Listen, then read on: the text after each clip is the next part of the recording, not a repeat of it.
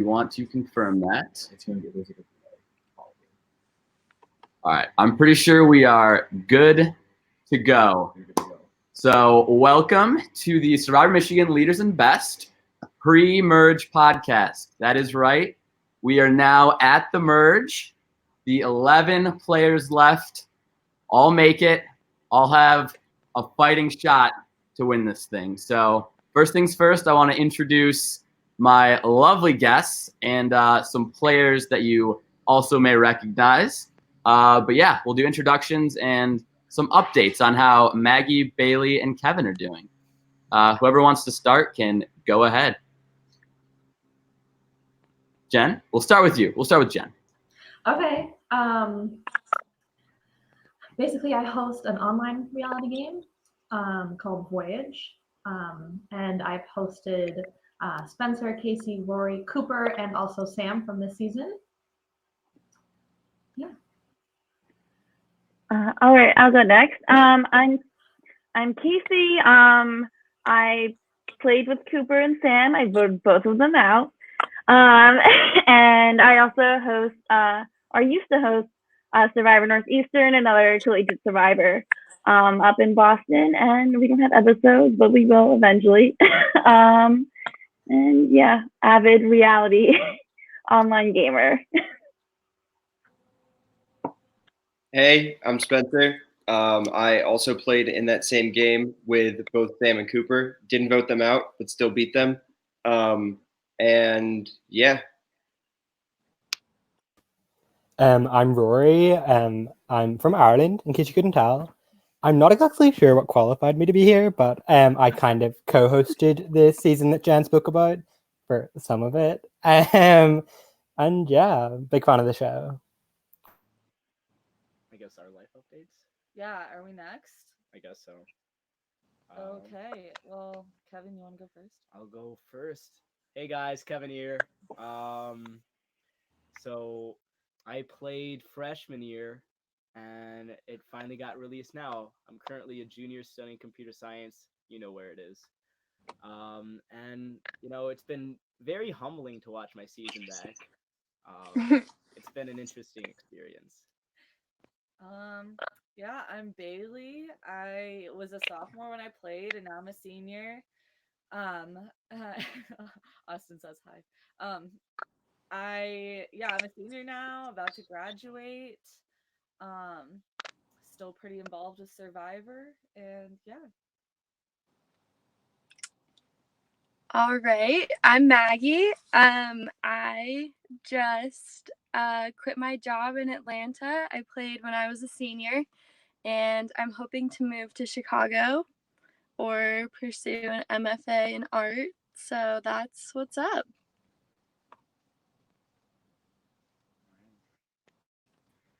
All right, had to boot Spencer again. Thank you, guys. They're also, the reason I have to keep booting people, I should have probably led with this, but we can only have 6 people on the screen. So whenever I need to pop in and ask a question, Spencer, someone is going to get the boot. But yeah, so let's just kick it off. We'll start with episode 1. Why not start there? But I guess first impressions, what did you guys think of the characters? Who did you like right away? Maybe who did you dislike, or who were you attached to or rooting for? Go for it. Anyone who wants to jump in. Free for all. I mean, not to suck up, but how could you not root for Maggie? Literally, Maggie, you're so iconic. I love it. There's so many strong characters though. Especially Bailey and Kevin, you two, you also really stood out. I liked both of the Sarahs a lot. And I like Nick a lot too. My first impression after the first episode was actually that Bailey was going to win the whole season. Didn't work out as I thought, but I think the other people that stood out to me was obviously the Maggie, Jack, and Sam alliance. And then on the other side, a bit negatively, I was confused as to why Chidi was so late. Kind of worried for her about that. And then just from like a tribe perspective, like I think right off the bat, like Ohana was more like, I don't want to say loud, but like they just seemed more bonded, let's say. Yeah, I'd agree with you there, Jen. Like for the first episode, I felt like Ohana was more complex. Maybe their whole like family dynamic just stood out more than like the individuals on Cerulean. But yeah, out of the gate, I was rooting for like Sam and Jack, probably biased there. But also on the other side, like Kevin being the leader, Mom, and yeah, it was just like really cool characters out of the gate. Yeah, for me, like straight out the gate, I was like, let's go Sam, let's go Sam. But he wasn't super visible in the first episode, or at least like in the beginning of the first episode. But like you saw big like jumps in character from Kevin, from Mom, and like you really started to get to like them. And just like a ton of huge characters with not a lot of people who were uninspiring. So it was a really cool start to the season and just a great way to jump in and be like, all right, let's do this thing. Like, let's go. This is going to be exciting. Do we comment on anything yet? No, that sounds about right. Yeah. Cooper, should we comment on this question? Yeah, I mean, you guys are also free to comment on what your initial thoughts were like first week. I definitely invite like Jen, Rory, Spencer, Casey, like ask them questions if you are wondering anything about the season. Ask me questions, I'll pop on. So this is definitely going to be like a deep dive into whatever you guys want to know, whatever you think other viewers might want to know too. Yeah, Spencer. All right, biggest question I had was what was with the cross-tribal communications? That was super bizarre to me. Like I know like you all go to school together and like you all kind of like run in similar circles, maybe like not everybody, but like there's a lot of, crossover. But I was like, why would like what's going on with Cerulean, Ohana spreading information? That just felt like I don't know if that was like shady to me or if that was just like interesting strategy. Like obviously Kevin and Sarah talking like at the captain swap, like that was cool. But then when you have people like, oh yeah, I'm gonna like text this person on the other tribe and tell them to do this. Like I don't know, that just felt like weird to me. How did you guys like interact with that? I guess I'll comment since I did it the most. I think it's just the nature of not being stranded on islands, and basically information any way, shape, or form is like interesting, right? And so that's why like I reached out to Sarah, or that's how we luckily met up. But then you already see Sarah X and Mike from Pike, like talking at week 1, and it's just it's not like schemey or anything. It's just like part of the college game at least, where that just like knowing what's going on in the other tribe is just like valuable. Yeah. Sure, and I don't think it was necessarily schemy on like the individual's end. Like one person talking there, I don't think they would do that with like scheming intentions. But like if I were in somebody's shoes, if I was in like one of your shoes and I was hearing that like, oh, this person's, good friends and they're going to study with this person from the other tribe, or they're going to the bars with this person from the other tribe, I'd be like, okay, well, that's somebody that like I really need to look out for going forward. I feel like the people who were really doing that were keeping it down low, though. So I don't think it was, besides obviously Kevin and Sarah, I feel like people were doing a good job, like being low key about talking to people on other tribes. So I didn't hear about it very much. Yeah, I would agree with that. Anything I heard about the other tribe, I was hearing like from Sarah through Kevin. Yeah. Like I remember right before the swap, we were all standing like in this hallway, like two like one tribe on one side, other tribe on the other, and it was just like really awkward and like we weren't like talking to each other at all. And like I remember we knew like we were pretty certain swap was about to happen, and so we were trying to remember who everybody's names were, because that's like how little people were like really talking with the other tribe. Like we still didn't know each other's names. We actually called Sam and Jack Tall Boy and Pretty Boy because we didn't know their names, which we did find out eventually their names.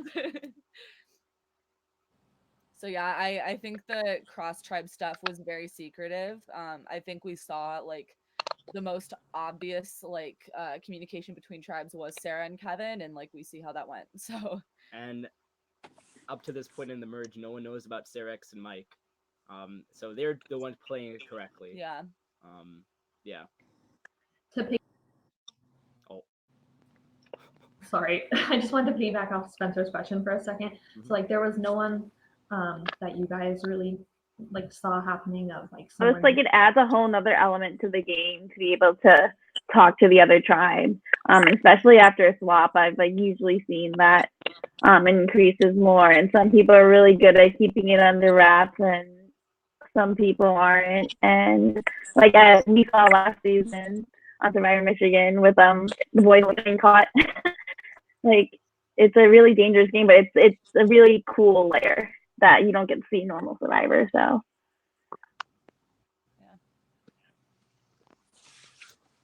Yeah, and I'm curious as to like coming into the game, what were your sort of like expectations, I guess, in terms of like time commitment and like intensity of the actual like gameplay? I guess I can Yeah. speak on that. Oh, Maggie, you want to go? Oh, yeah, I just had no idea what it was going to be like. I was like, it's my senior year. I am already doing pretty much nothing. So I was ready for whatever it was, but I definitely had no idea how intense it was going to be. And I got really into it.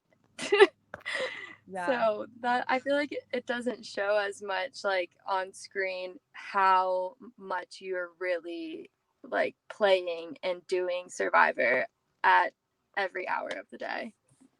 Yeah, I feel like the challenges and the tribals are like they tell you like all that's required of you is a challenge and a tribal a week, and that's like 2 hours maybe.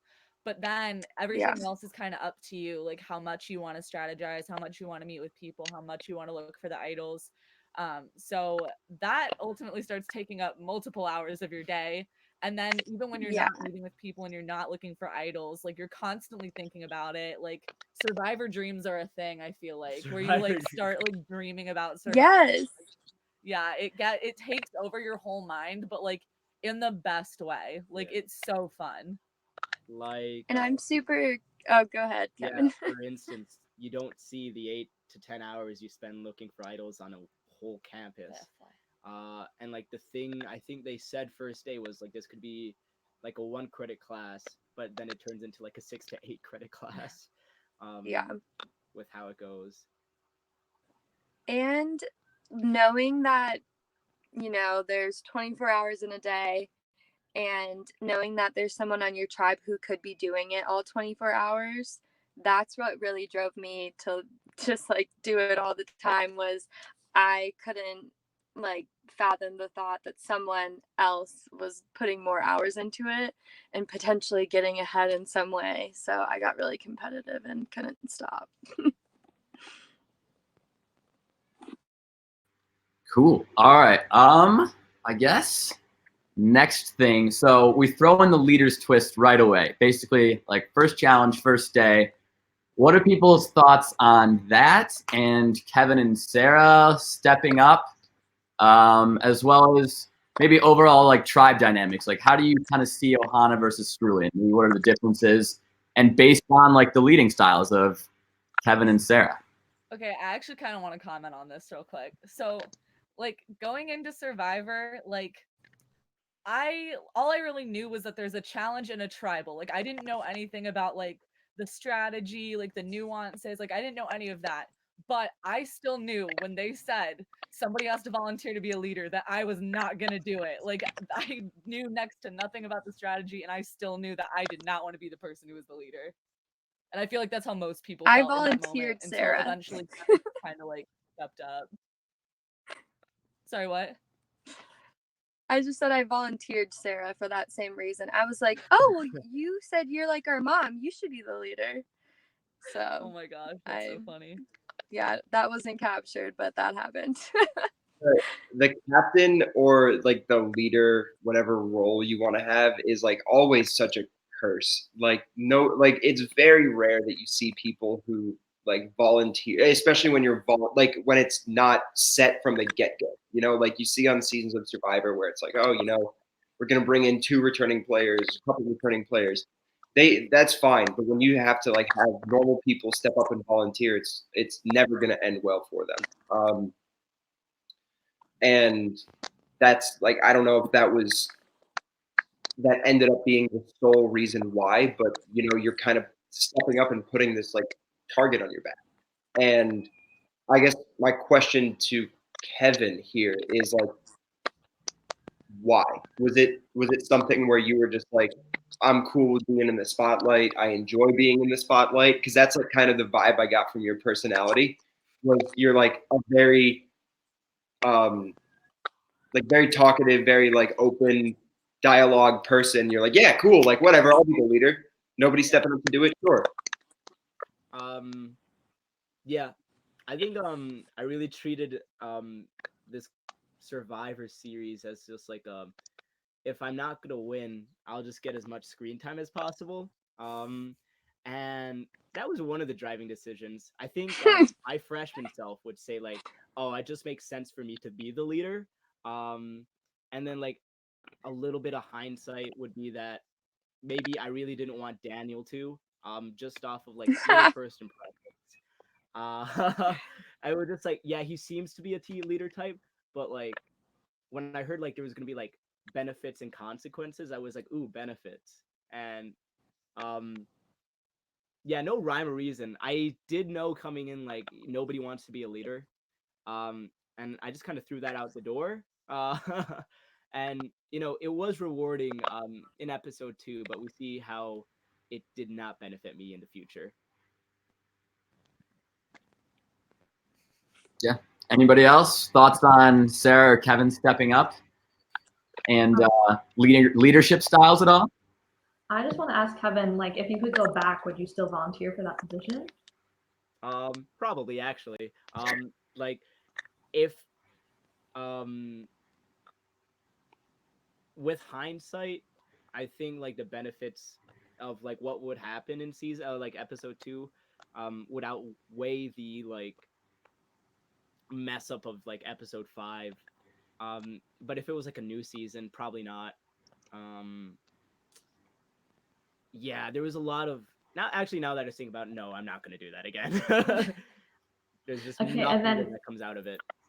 to Bailey, was aligning with Kevin like part of your strategy based on him being leader, or just because you thought you would work together well? No, my thought process behind that was basically like I kind of waited to see who reached out to me, and like well, I actually already knew Chidi beforehand. We were both in the same club, so we didn't like really know each other, but we knew of each other. So she was somebody that I like connected with right away, and then Nick reached out to me and Kevin reached out to me. And so when we met, it just seems like we had like very similar like we both just kind of wanted like that one person that you have sorry, Will in the comments. Yeah, I think we just both had like a similar like desire to have like that one person that you kind of fall back on, but unfortunately my one person wasn't super reliable, so it didn't work out. But I don't regret working with Kevin though. I think at the time it felt like a good move, especially as somebody like who didn't know Survivor. Like aligning myself with somebody who was more familiar with the game felt like okay, I have somebody that can like help me figure out what's going on. We also both vibed over watching Ohio State or Maryland, I think. Remember? Yeah. In preparation for Survivor Michigan, I started watching Survivor Maryland because I figured it'd be pretty similar, like more similar than like actual Survivor to what we were going to be doing. So yeah, I started watching that during our season. Yeah, and it was in a little circle of just like, you know, what do we talk about? And I overheard her like talking about the season and was like, oh, I want to ally with that person. So that's my perspective on reaching out to her. If you like hadn't volunteered to be the leader, who do you think would have stepped up instead? Oh, Daniel. Really? Oh, I thought it was gonna totally be Daniel. I don't know. We were all just standing there, like nobody wanted to do that. You didn't even seem like you really wanted. Oh, I to really do didn't it, want but, to do it like, at the time. Yeah, I feel like we were standing there for so long, like waiting for somebody to like volunteer for that. But like, yeah, maybe Daniel, but it's hard to say. Like, really, nobody wanted to do it. I mean, you can see it between the tribes. We were a very awkward bunch of people on Cerulean, and then Ohana was already loving each other. Not even 5 minutes into the start when they met each other. So Yeah. just how it Yeah, goes. that's what seemed like super interesting to me was on Ohana. It was just like, Sarah, you're clearly the captain, or you're clearly the leader. Go for it. Like this is all you. Whereas it was on Cerulean, it was just like everybody kind of standing with their hands in their pockets, rocking back and forth. Nobody really wanted to step up to the plate for a little bit. I bet that it would have been more of that on our side if I hadn't volunteered Sarah. Yep.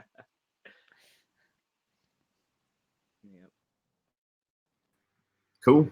All right. I mean, anyone got any more thoughts on episode 1? Who do you think put themselves in like the best position moving forward on both tribes, or who is playing the game the best, or maybe the worst? Or any more thoughts on episode 1?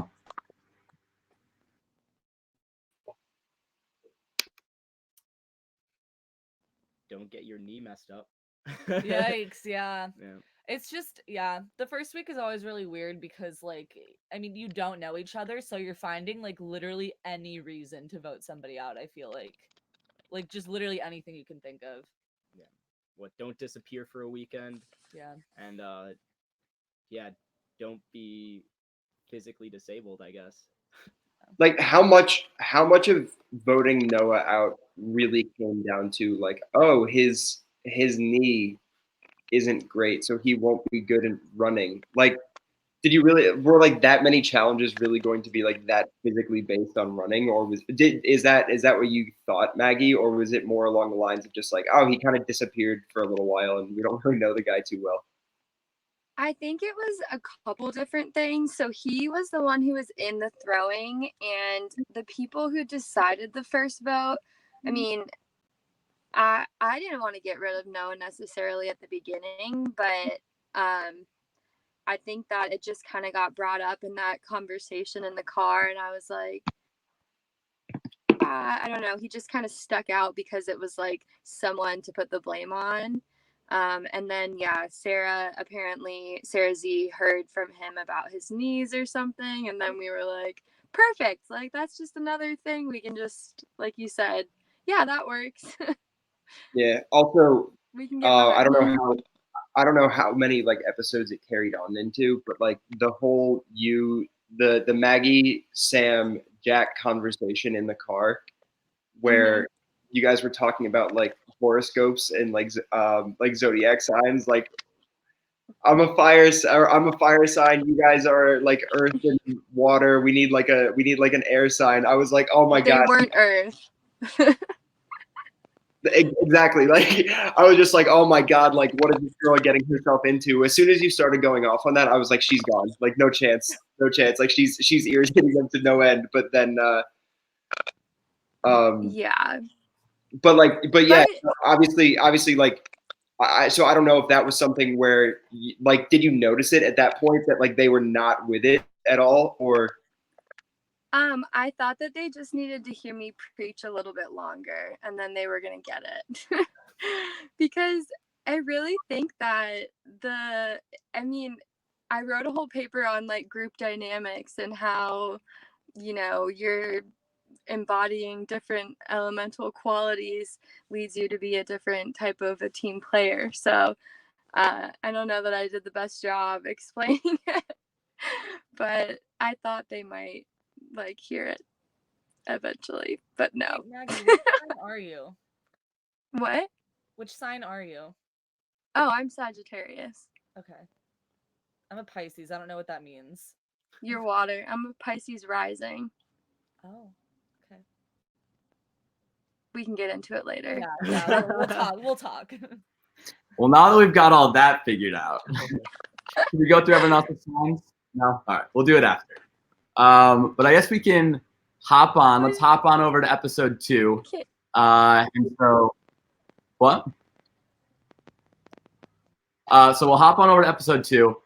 and we get to the challenge, and we're summoning the leaders. So we get Kevin and Sarah there before it, and they have this decision to make, right? They can either take their next idol clue a little early before the rest of their tribe gets it, or they can take some extra points in the challenge. So do people feel like they made the right decision there in working together and just both taking it? Should they have tried to screw each other over?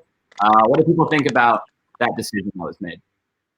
I think it was good. I mean, if you're both there and you're both gonna do it, and like people aren't gonna find out about it, I feel like it's not really a big deal, especially because Kevin and Sarah already had like a pretty good relationship. If they hadn't talked, maybe it would have been a little bit different. But overall, I don't think the points even mattered that much. I can't remember the exact score, but yeah, I thought it was a good decision, and I didn't realize like later in the episode everyone would be getting the clue anyway. So that was just kind of an added like ooh, but no, I thought it was smart. I think Yeah. it was a smart idea for Sarah because Ohana ended up winning anyways. And then I think like theoretically it was a smart idea for Kevin to get the idol if he had played it correctly. Yep.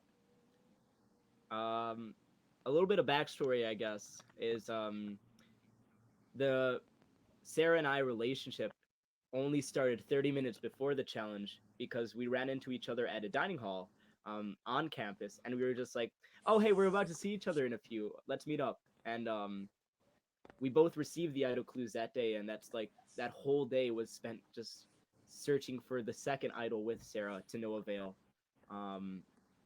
And that's how like our budding relationship started.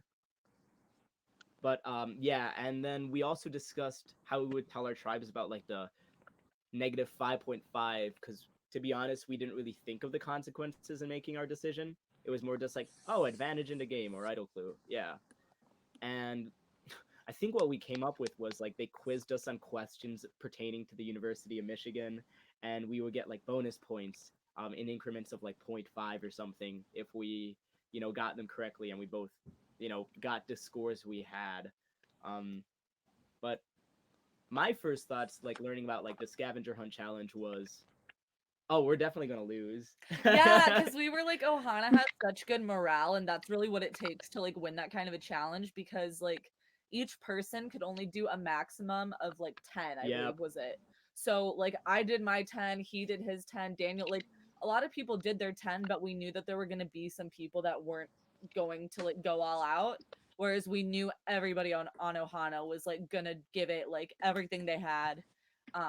So yeah, we weren't surprised about it, but we tried. We tried, yeah. We did what we could. Yep.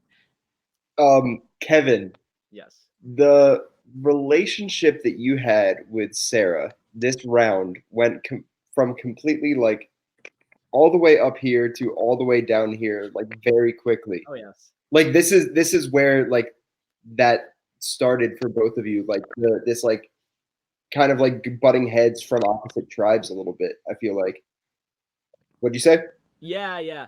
Well, yeah, like you work together and compromise so that you both get an advantage in the game. And then she's like, "Oh yeah, I love Daniel. Like you should work with him and keep him around." And you're like, "Yo, fuck this Daniel guy." Like, like it was so devious, and like it was such like a great villainous move to do. And then like afterwards, completely like attempting to play it off as in like, "Oh yeah, like I wasn't even a part of it. Wasn't even my move. I tried to save him." But like obviously her reaction to that was her reaction something that you expected? Like did you expect that kind of like emotional response from her? I think I said it best with like in the game, people who are emotionally invested. I mean, I was in arrogance, but she was in friendship. And I think, yeah, I said you can take advantage of people like that. And, I think somehow I was able to get the lie off of just like I had no idea to like Sarah, which I thought she was gonna be like taken aback to, or just like, be more surprised about. But it's just like she went like, oh well, cried about it, and then remained the relationship thereafter. The whole Daniel plotline is a mess of its own. that all I can summarize, and my mind was overshadowed by the idea of a blind side. And if I had the opportunity to do it, I would do it, and I did it. So you can ask me a lot of questions, and I'll be able to answer it pretty well. Did you know when that vote came up at tribal council that was AJ crossed out for Daniel? Did you guys know that was him who tried to vote for himself there? No, but like we all knew that AJ wasn't invested. Like during the scavenger hunt, he did one, and it was the one that the one he chose was like have someone spot you lifting weights at the IM building, and we were like, he would have done that anyway. He literally did that one because he would have been there doing that anyway. So yeah, I think it was very apparent that like AJ just like really didn't want to be there. So yeah, we figured that out like pretty quickly after that vote. So Related to that, Yep, go ahead. Kevin, in our conversation, you told me, I think that AJ, or it was at some point, I think it was you, we were talking about how AJ wasn't invested and he wanted to go home, or someone told me that. And I immediately like Facebook message stalked him and got him to tell me everything about your tribe. So that's some background information Transparency. yeah. Oh my god. before he left. Wow, that's funny. I did not know that. I feel like I knew AJ told somebody like everything. I don't think I knew it was you though, Maggie. It was me, yeah. Good stuff. Yeah. Solid. All right, so I kind of want to get Rory, Jen, Casey, and Spencer's opinion. What were you guys' favorite moments from the scavenger hunt? Because we had one season 1, and I think this one lived up to the hype. So there are a lot of moments to choose from, but I'm curious which one stood out to you guys.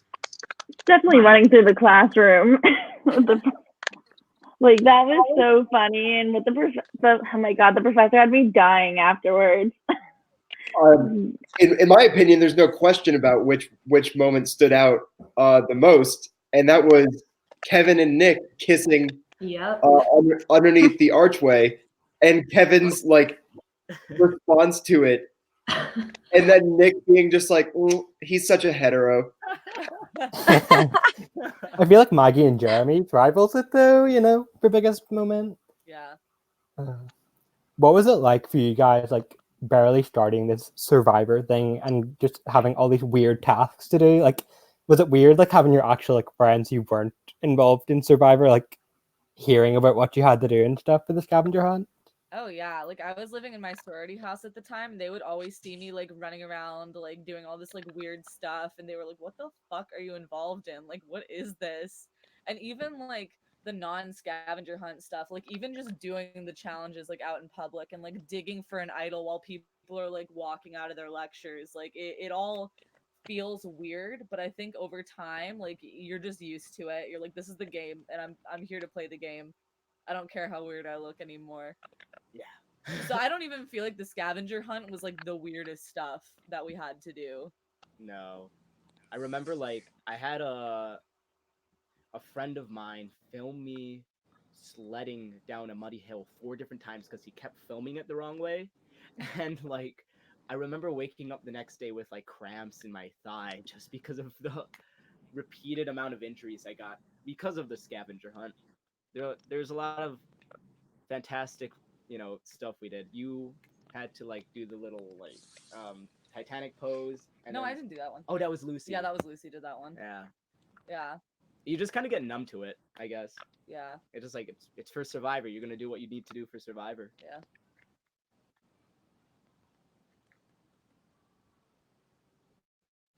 All right, sounds good. So you guys mentioned the 2 kisses briefly, but what did you guys think about like kind of the dichotomy between the two, right? Because on one hand you've got Kevin and Nick, we got the quick peck, and then Kevin just runs off screaming, and Maggie and Jeremy are over there, and to quote Sarah A, it's not a makeout sesh. So what did people think of those two, as well as maybe Maggie and Jeremy's kind of budding showmance?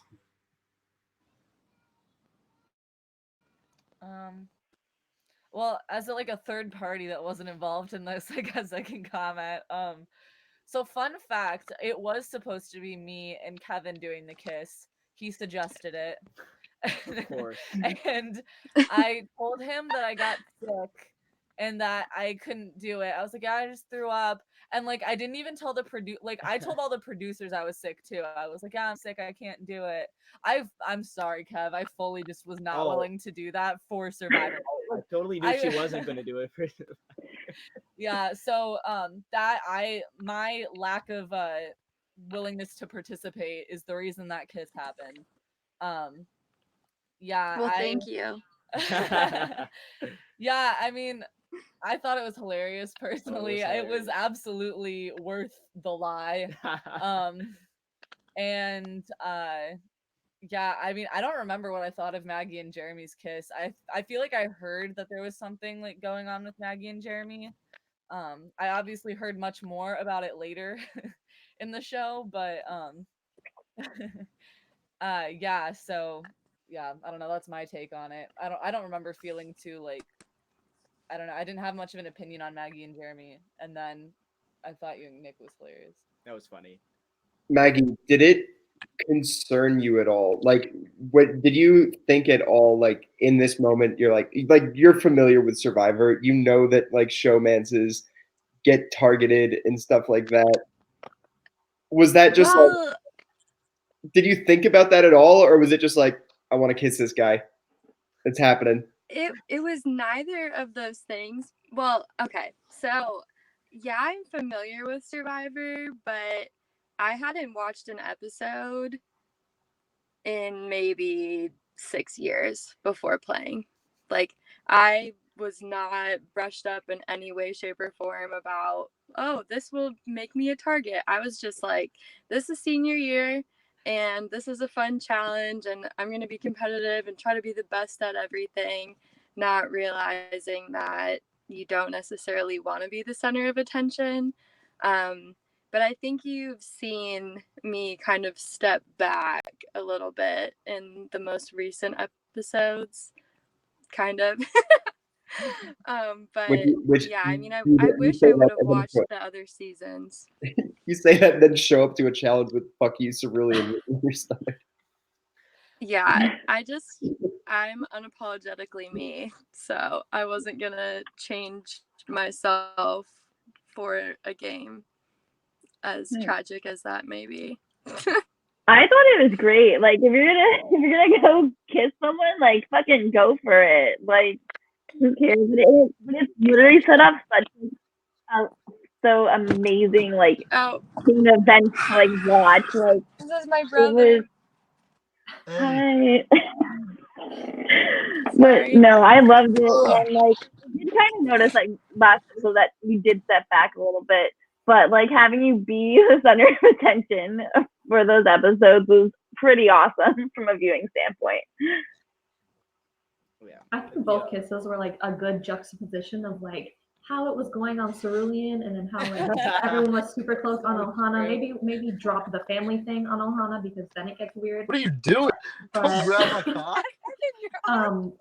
the one thing that stands out to me is the editing after the Nick and Kevin kiss, because it zooms in on Kevin's face, which was very good. The hetero adjective is still following me around after that episode because I remember right after it released, it was game day on Saturday, and then out of I don't even know where, I just get, oh, it's the hetero, and it was just who's saying that? And I couldn't believe it, and it's followed me since. So I was when Survivor likes to get together at U of M, it's just oh, he's so hetero, and it's just oh, It's a running joke. It's gonna stay with me for the rest of my life. Just to clarify for a second, that's my brother who is crazier than I am, and he decided he wanted to jump in on the fun. I just wanted to make that clear. Sorry about that.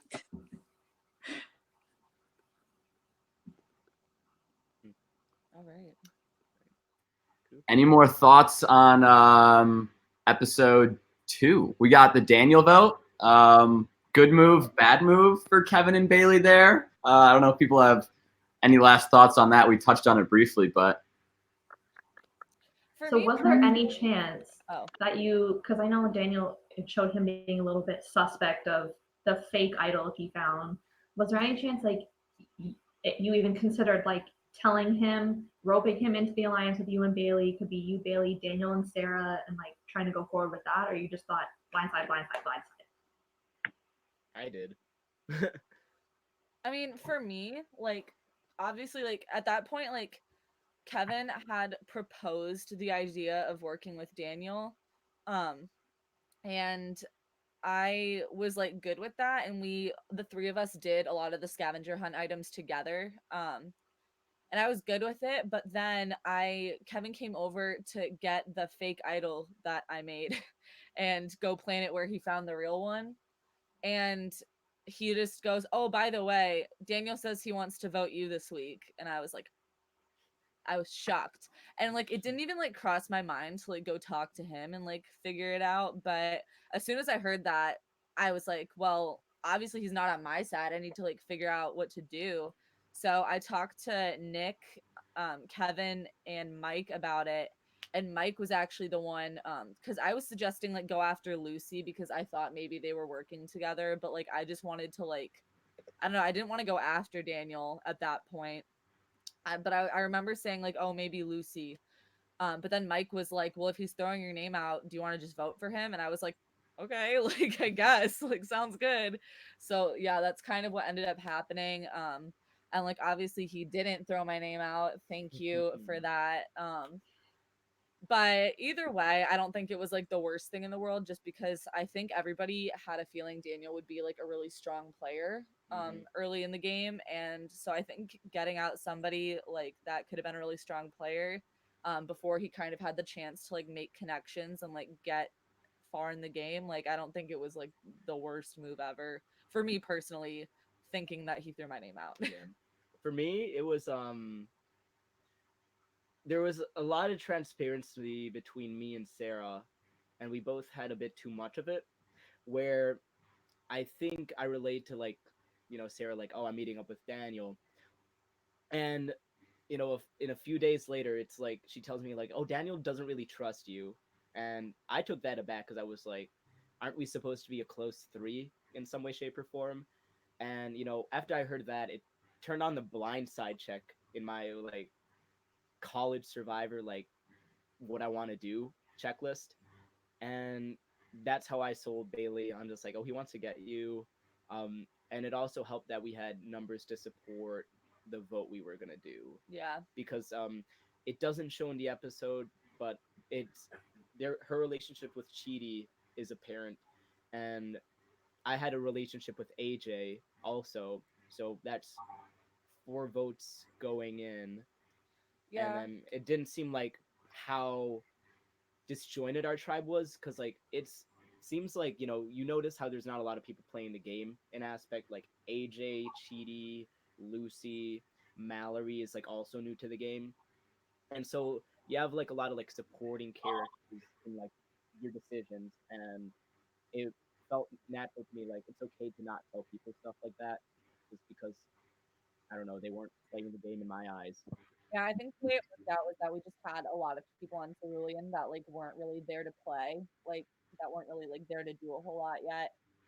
And then I think Nick and Mike were smart enough to not want to make a big move early on. Yeah. So they were kind of willing to like sit back and like let other people take charge. And I think you and I just wanted to like be in control of our own game at that point.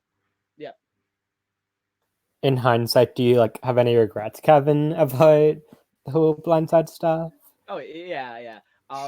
Although again, like knowing that Sarah in episode 4 was willing to tell her whole tribe about the idol situation before I throw her under the bus.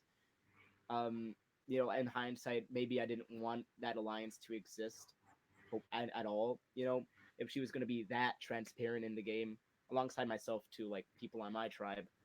Um, so I really wouldn't know.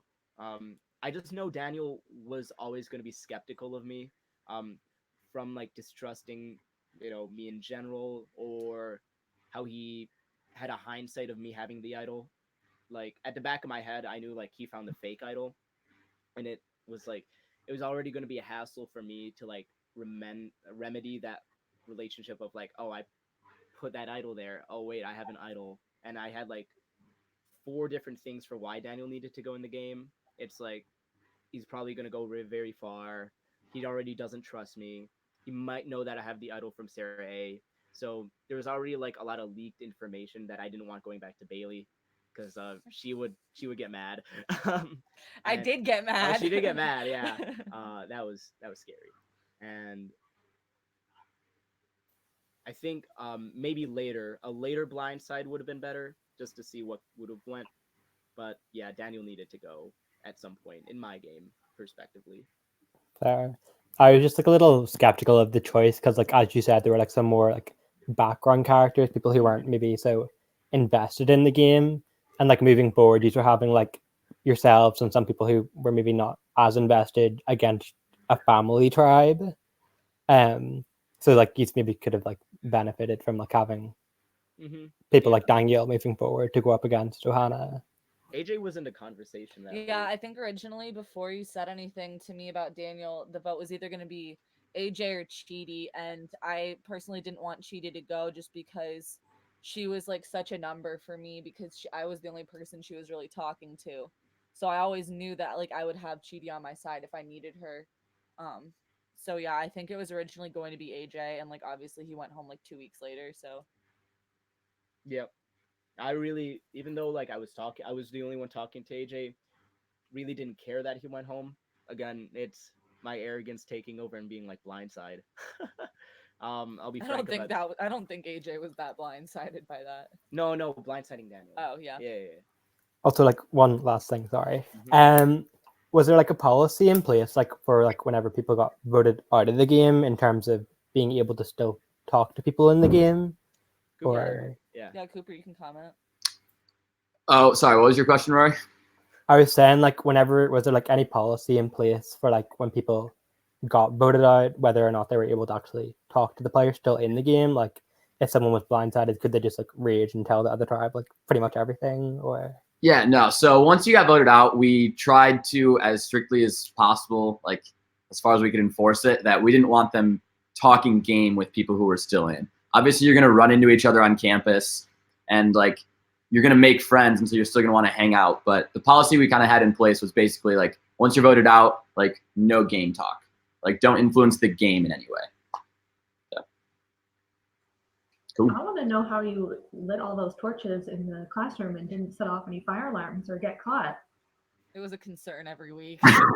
We're just going to skip that question. Oh, okay. University of Michigan, take note, please. That's why we use fake candles. It's all CGI, Jen. All CGI. That's my official response. Yeah. So episode 3, we got showmance type things. I think Maggie is back or will be back shortly, which is good for this episode. Because what did people think? Obviously, Maggie finds the idol. Ohana loses the challenge.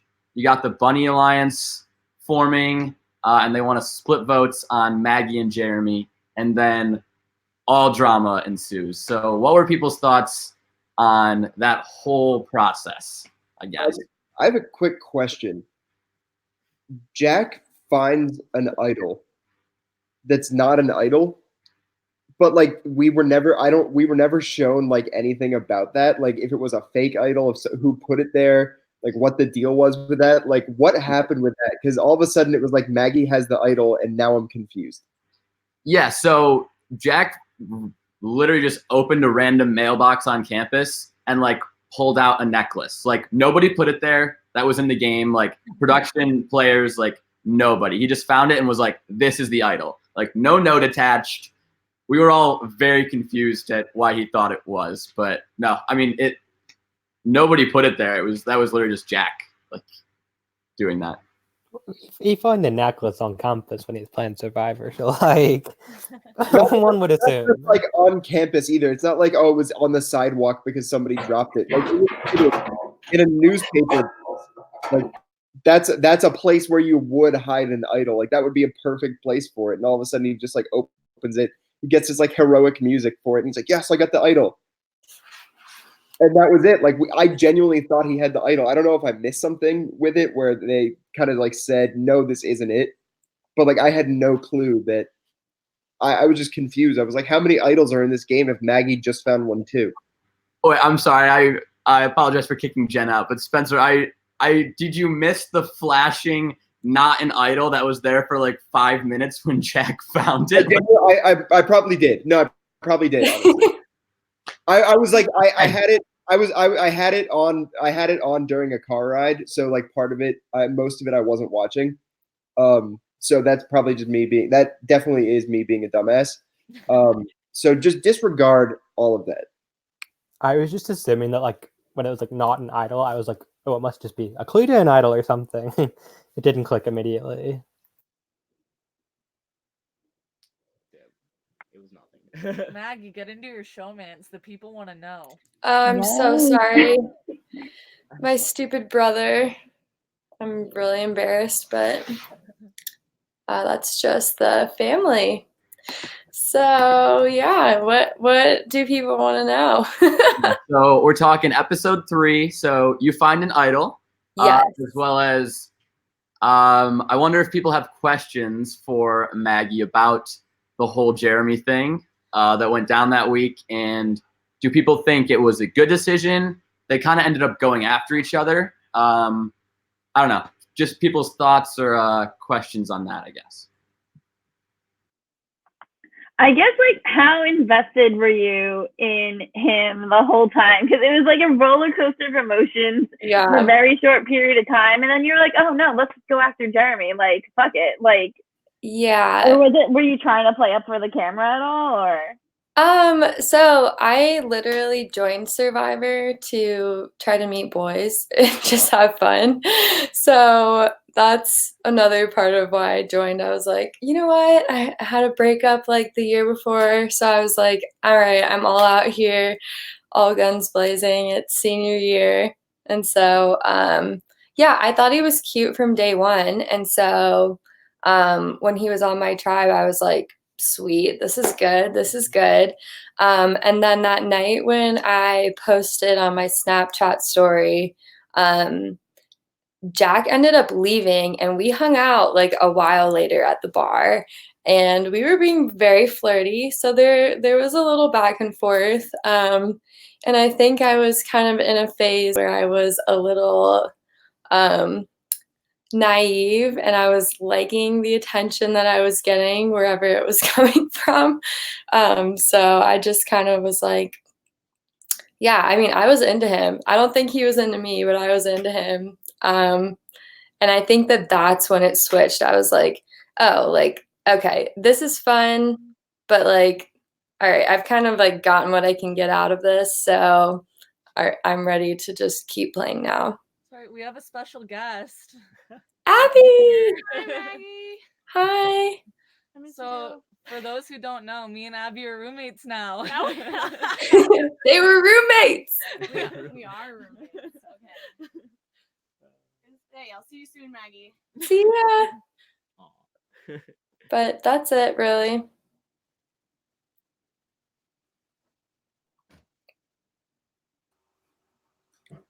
Yeah, Cooper, you want to? I mean, if nobody else has anything to say, yeah. What do people think about the like bunny alliance forming? Right, it's starting to like really be the majority of that tribe. They vividly like have control of it, and they're deciding to like split the votes on Maggie and Jeremy and use Abby as their like 6th. Do people think they did that well? Like pulled Abby in, as well as who do you think they should have gone after between Maggie and Jeremy? Or like, I thought Sam did a very good job of like handling Abby during that episode. Like I thought his interaction with her, just to like kind of be, like the setting it up in the previous episode of like, oh, we're gonna have this one-on-one alliance and nobody's gonna know about it, and then moving it on to episode like that the Jeremy boot, like him kind of being like, oh hey, I'm cluing you in here, like this is what's going on. Meanwhile, Didn't he mess it up though? What'd you say? Didn't he mess it up? Didn't he Well, like? eventually, Like the phone call. Yeah, eventually he did. But I thought that was bad. I was gonna say yeah. but did that happen during that round, or was that later on? I think it was before that vote I think because so. they had kind of like a scramble beforehand deciding who to vote for. And I think Okay. someone called him and he was explaining it and he said like, oh, and Abby will do this or whatever. But she was like, who do you think you're speaking to? Like, this is Abby. Yep. Yeah. Just to jump in really quick. Yeah, that happened right before the vote, right? So everything's like changing 20 minutes before tribal. Jeremy knew about the split vote. He's trying to convince Maggie not to vote for him. And all of a sudden Maggie finds out about the split vote last minute. And so everything's like changing and it's up in the air. And yeah, Sam gets a call, doesn't realize it's from Abby, and starts talking about the 5 plus Abby. So yeah, it happened right before that vote. Like leading, if I'm, correct me if I'm wrong, and Cooper, jump in and kick me from the chat if I'm just spouting nonsense here. But like, was that the first time that Sam had spoken with Abby about a vote that round? I hope not. No. So I mean, they'd been talking with Abby like basically the whole round and trying to coordinate the split vote. So the 6 people were on the same page about the split, but last second it was possibly changing from being Jeremy as the target to all of a sudden now there was a big Maggie push because she found out about the split vote and people thought she'd be more upset moving forward. So the plans were changing last minute, but they both knew it was going to be split. Gotcha. But so, okay, yeah. So then I guess that's what I was referring to, like beforehand, like, because there was footage of Sam and Abby like having a one-on-one conversation of like, hey, this is what's going on. And I remember Sam saying like, oh yeah, I'm still talking to Abby about this. And meanwhile, like she doesn't know about the Bunny Alliance. That's what I was referring to there. But yeah. I want to know who Sam thought he was talking to. Like, Yeah. I thought Sam, like up until that point, Sam was fine, and then when he messed it all up and he went to like go explain it to Abby, it was painful to watch because he wouldn't look her in the face. He was kind of like just like, well, like I was like, oh, Sam, like it's a bad. honestly, bad we lie, just but- dropped it. It was so awkward. But that whole episode, I was like more leaning towards like Team Cerulean because that whole like family gym session at the beginning, like we're not into that. I would not be joining that. And then the whole indecisiveness, like they were just really, really messy. Ohana was messy that round as a tribe. And I wanted to ask Maggie actually, like after that vote went down, like you had to play the idol to survive. Were you a little bit skeptical about like your tribe mates now that like some of them had just voted for you, or like not really? Yeah, well, at that point, I was pretty close with the Cupcake Alliance, and so I think it just worked out well. And I mean, I honestly don't know even to this day, but I feel like if they hadn't had the split vote between the two of us, where they could just vote for me and it wouldn't like stir the pot with Bunny, like I think that it might have been different because only Jack knew about the idol, but they didn't. But I feel like they just decided it was okay to vote for me because they didn't have to like change their vote. So they were like, okay, we'll just keep doing the split and we won't ruffle any feathers and we get to still keep Maggie. But afterward, I mean, I didn't really care about Sarah, Bree, and it was Abby who also, yeah, I wasn't really concerned about them because, not really too keen on the survivor strategy beforehand. So I was like, oh, cool, I got my people. I'm just going to roll with them. And if they say this is what's going on, we'll just go with it. So Yeah, that was the most surprising, like going to the next episode. Like I thought you'd have like a little bit of, I don't know, I thought you'd be like a little bit upset with your tribe mates, but you come in like repping Ohana, like writing fuck you Cerulean on your stomach, which is amazing.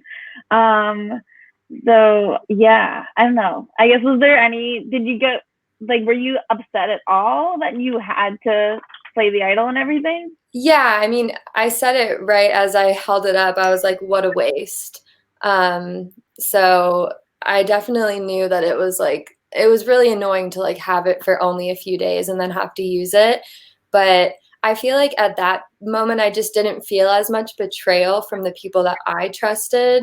So, I mean, and you know, like if they voted for me, I didn't know about it. So like what they said to me right afterward was like, yeah, none of us voted for you. And like, we wanted you to stay. So I thought it was a moment of like Jack and me like bonding, was him revealing to me that they were going to vote for me and that I should play my idol. And then the whole exchange between me stupidly like giving him the idol and then asking for it back and that whole thing. So yeah, I wasn't really bothered by it, but I think that's just how naive I was. I think in all fairness, like whether intentional or not, you like did a really good job of like reintegrating yourself with the group. Whereas like most people put in your position would probably almost isolate themselves on the tribe. Whereas I think you did like a really good job of just getting back into the tribe and promoting Ohana strong and fuck Cerulean. I think it was also painted as like, we can't have this showmance more so than we want to get rid of you. So that's why in that conversation with all the girls and me, I'm like, so like, what questions do you have? Because I just like clearly didn't get what had happened. If that makes sense. I remember like week 6, like the week I knew that I was getting voted out, and like me and Maggie were talking. I asked you about it because I was like, well, like why would they make you play your? I was like, well, aren't you on the bottom of Ohana? Like why would they make you play your idol? And you were like, I was never on the bottom. I knew about it the whole time, and I was like, what? I was so confused by the whole dynamic, and even like to this day, like. It has taken me so long to figure out like what the actual dynamic of all of that was. I asked Sam like all the time, like what actually happened. I don't even really know, to be honest, because I knew about the Bunny Alliance, but they were telling me that it was fake. So like it's so confusing. I think they were also confused. So I think that's part of it, you know? Season 2 is very confusing, especially because I feel like you have so many people that like really don't get the strategy, and so they're kind of like doing what they think is correct, and then you have a bunch of people that like actually know the strategy, and so they're trying to like play the right way, and everybody's just kind of like fucking everybody's games up like all the time, like whether it's on purpose or on accident. Like yeah, that's definitely like something like I've seen in like my seasons as well, is like the people who are kind of playing chess trying to navigate around the people who are playing checkers. And like it's kind of like amazing of like how many people who don't seem that much into it like are still like gonna be in the merge, and like that's gonna be very fun to watch. Speaking of confusing things, can someone please enlighten me on what the deal was with Sarah Avery's stick? Making appearances? The stick. The stick. Yeah. I actually have a meme that I really want to post because I was really bummed that she played it. I was like this is my moment, girl. Put the stick away. But yeah, I have no idea. Yeah, I can kind of answer the whole stick thing. So it goes back to Survivor Micronesia. So initially they were trying to create just like the fake, like the stick as an idol thing. Like they were trying to recreate something from a CBS Survivor. And then she just like kept the stick and like drew a little. The first time I understood what was going on with it, because obviously the Micronesia reference. Right. But then like I feel like the most recent episode it made like she was like, you can just have this. Like when she left or something. I don't know. I feel like it made several appearances. She got very attached to the stick. That I can't really say why. You'd need to ask Mom about that. But she did get very attached to the stick for a couple weeks. That is a thing that happened. Yep. Did you give her the stick back after? That will be answered later. Okay. Maybe it's not the last receipt of the stick. Who knows? I feel like that was good coverage of episode 3, I think, unless people want to touch on, do they think Jack made the right move in giving Maggie the idol back, or should he just have kept it or something? And I think Spencer has a question too. Yeah, so I'm not trying to like go back, but I want to talk about the stick real quick. Like in that moment, did it feel like really cringy that she was doing this? Because that's like the vibe that I got was like kind of like face palm, like why is she doing this right now? You mean at Tribal? Yeah. Yeah, the whole time I was like, I mean, and she was sitting behind me. So like when I saw the stick, I was like, I mean, love Sarah, love mom, but I was like, just it was really uncomfortable in my Like opinion. obviously for you, like you said, like that's gotta suck. Like you're about to play a real idol. I know. I'm like, oh, let me wait. Yeah, and she comes out with like a stick to play for theatrics. But like, did everybody else kind of have that feeling? Was that like a Max Dawson kind of like, hold up, bro? You said you haven't watched Survivor in like 6 years, so that's a good reference to make. Yeah. But like, Cooper, maybe you can answer that question for me. Yes. I think definitely from a production standpoint, it was also very cringy. Like because we knew Maggie was about to play the idol. And so like Sarah stood up to like play the stick, and I was like, like dang, like we could have like. Did you know Sarah was gonna play the stick? I don't remember knowing that. No. But we did know Maggie was gonna play it, and so like the stick was a moment in itself, but I really would have liked to see Maggie's like full idol play, because it turned into basically just Maggie's like look, and she looks at me and she just like hands it to me, like she makes me walk over basically. Yeah. Yeah, I was fed up. Yeah. But yeah, anything else on episode 3 you guys want to cover, or should we?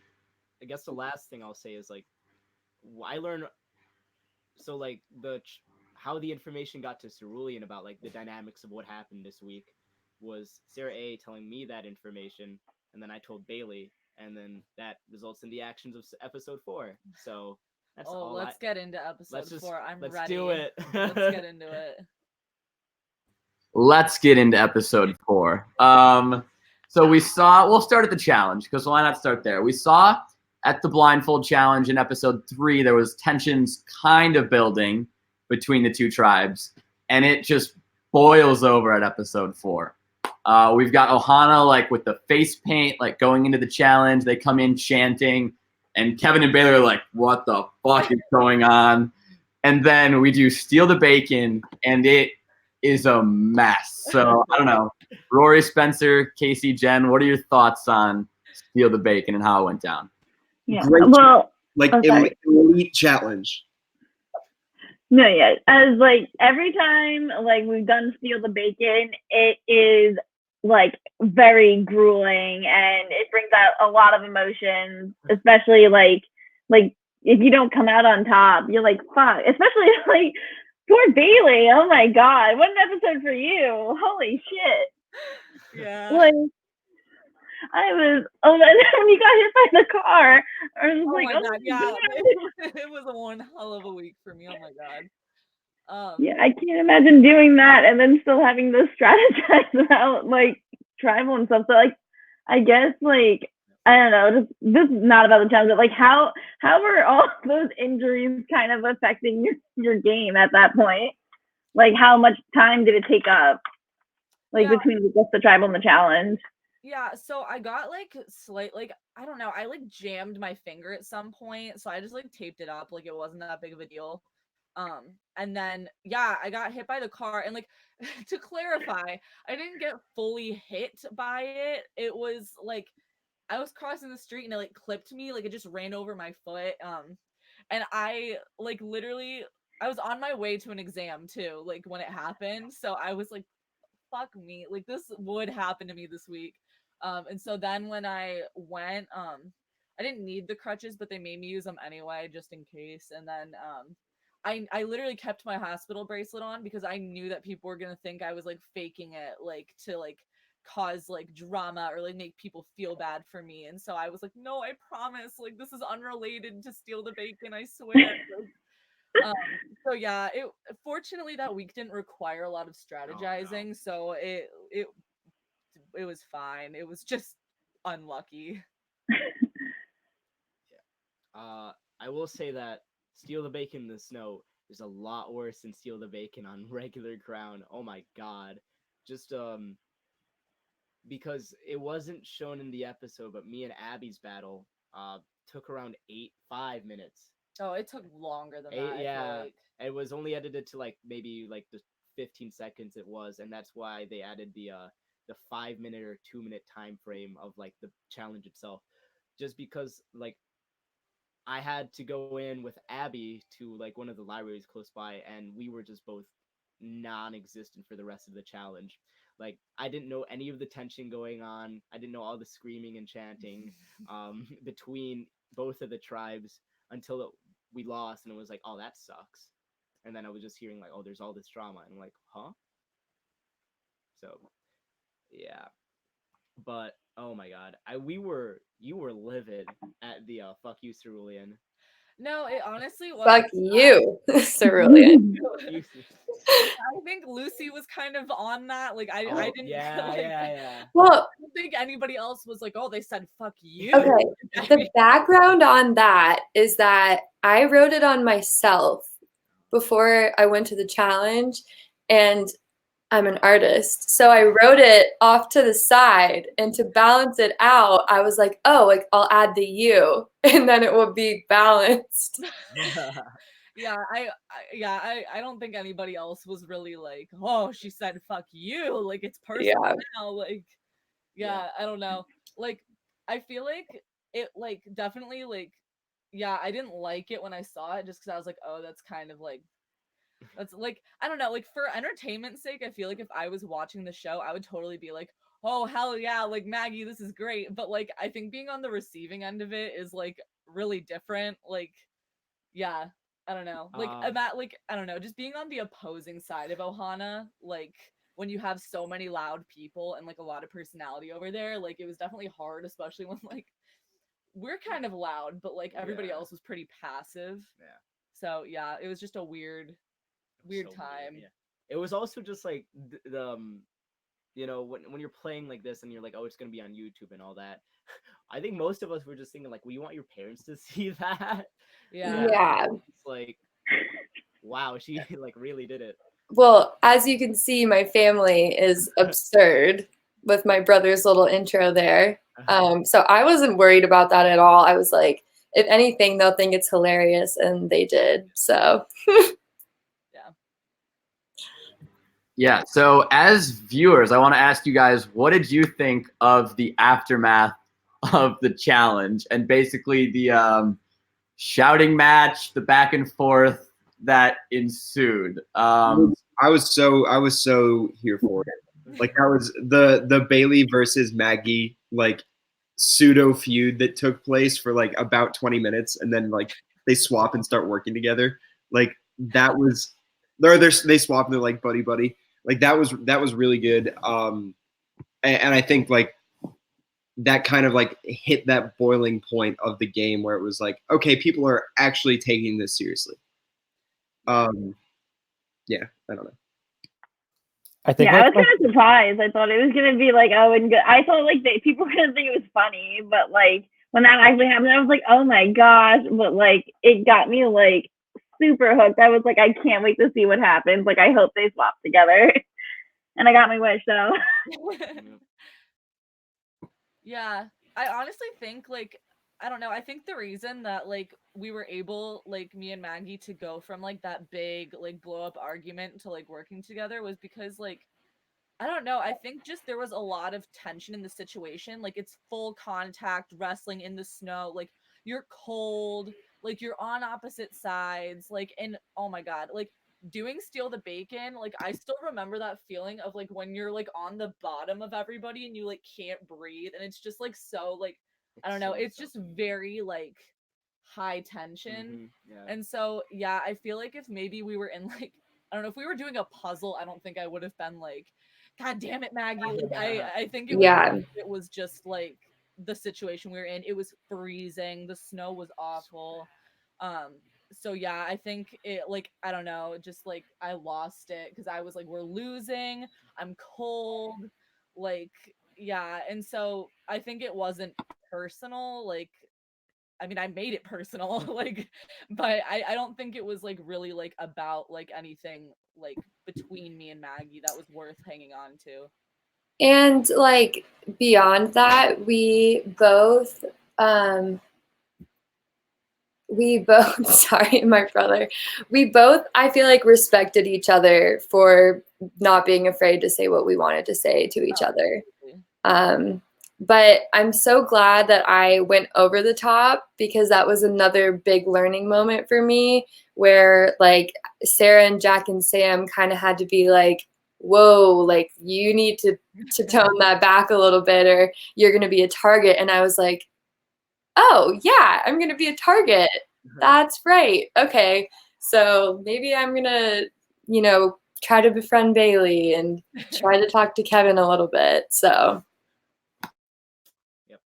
And like the thing about like that whole like series of events was realizing on our side, like, oh, they're like suspicious of how we learned this information about Red Tribe, because that was a big part of like that week for us. That did not even occur to me in the Oh, it didn't moment. occur It to was not like I was like, oh yeah, like information just circles around in Survivor. Like who cares where you found it out? Like, and so then I remember Cooper was doing my confessional that week, and he asked me, like, do you think anybody wonders how you knew that? And I was like, well, now I do, but I wondered.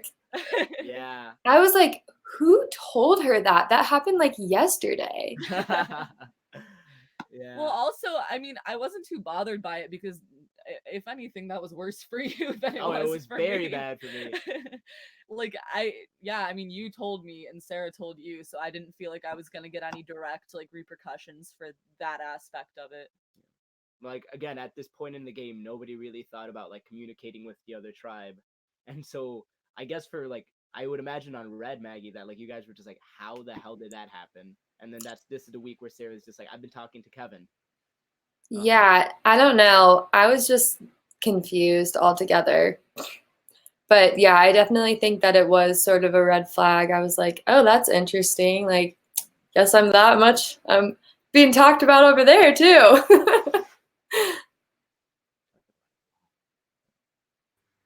So sounds like we're getting into more swap territory, which is good.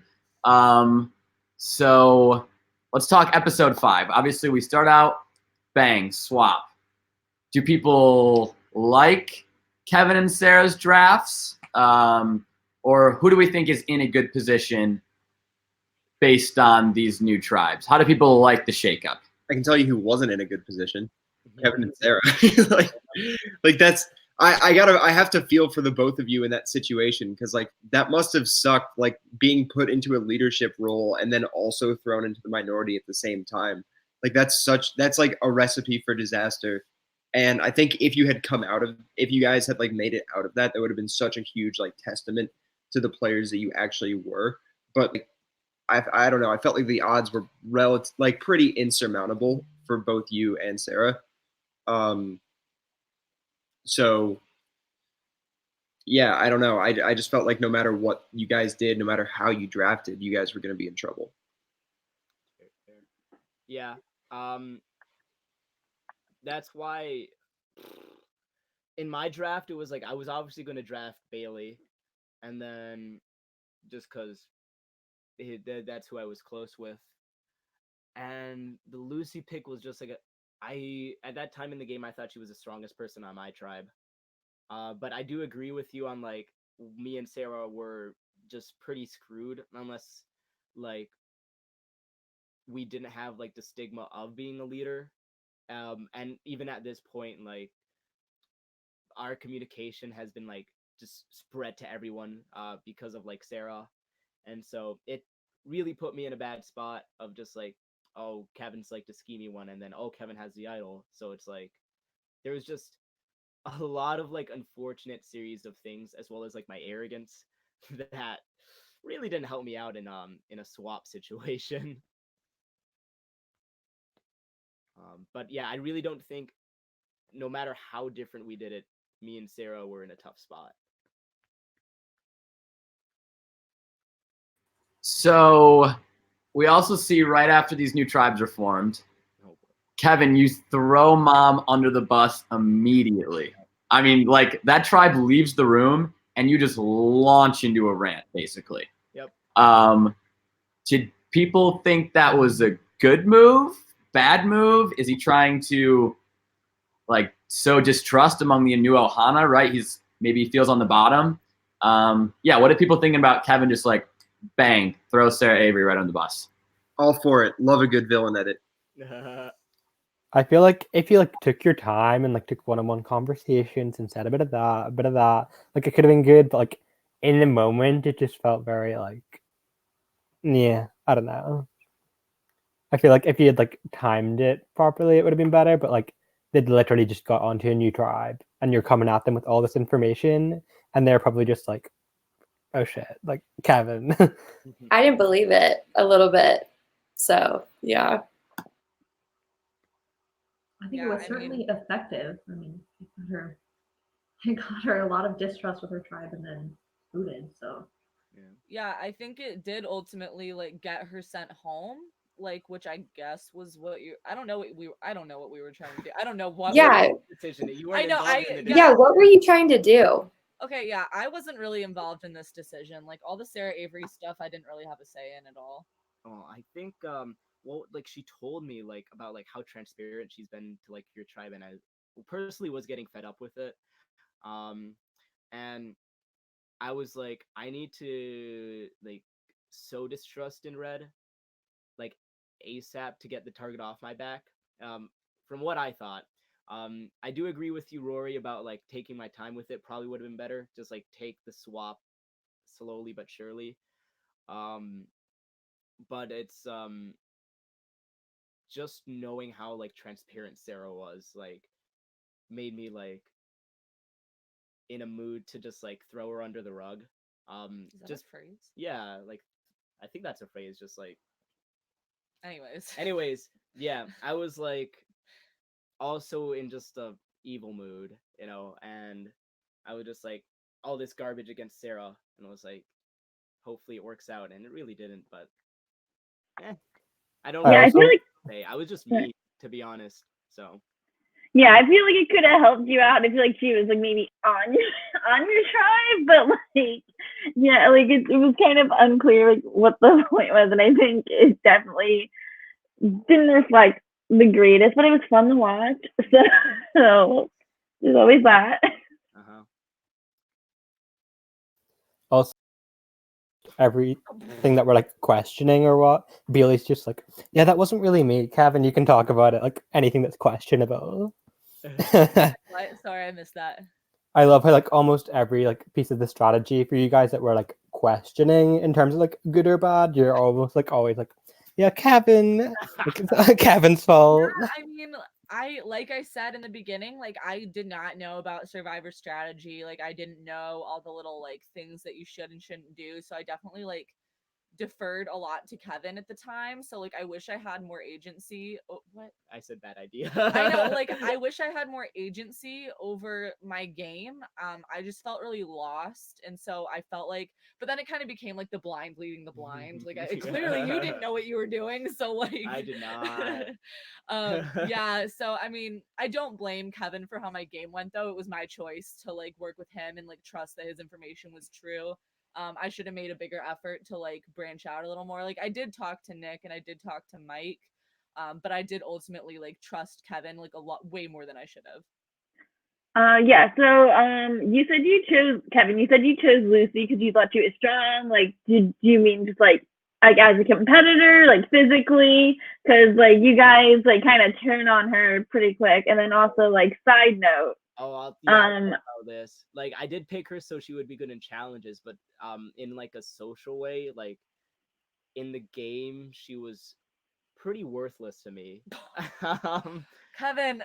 I mean, okay, here, like I'll go back to like the first week, right? I had like a 15-minute conversation with this girl, and it's like, as like it was like one of the most dreary things I've experienced playing the game, and so if like I had different venues of like people who I could be like, I wouldn't mind getting out. Again, you think of yourself before anyone else.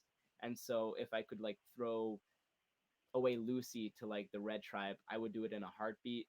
That was also me blindly thinking that like Red Tribe was pretty stupid. I was wrong on that. I was wrong on a lot of things in this game. I didn't think they were stupid. I just thought that like Sarah and Abby were actually with us because I thought that because too. Kevin said they were with us and I believed it. Yep, anything I said was the truth. Yeah. So Oh, that yeah. week was so confusing. What made it seem like they were with you guys so tightly? Because like you just spent however many weeks like watching them like chant together in challenges and like come together as a group and be like super close. For them to just like switch so quickly at a swap, like why was that believable?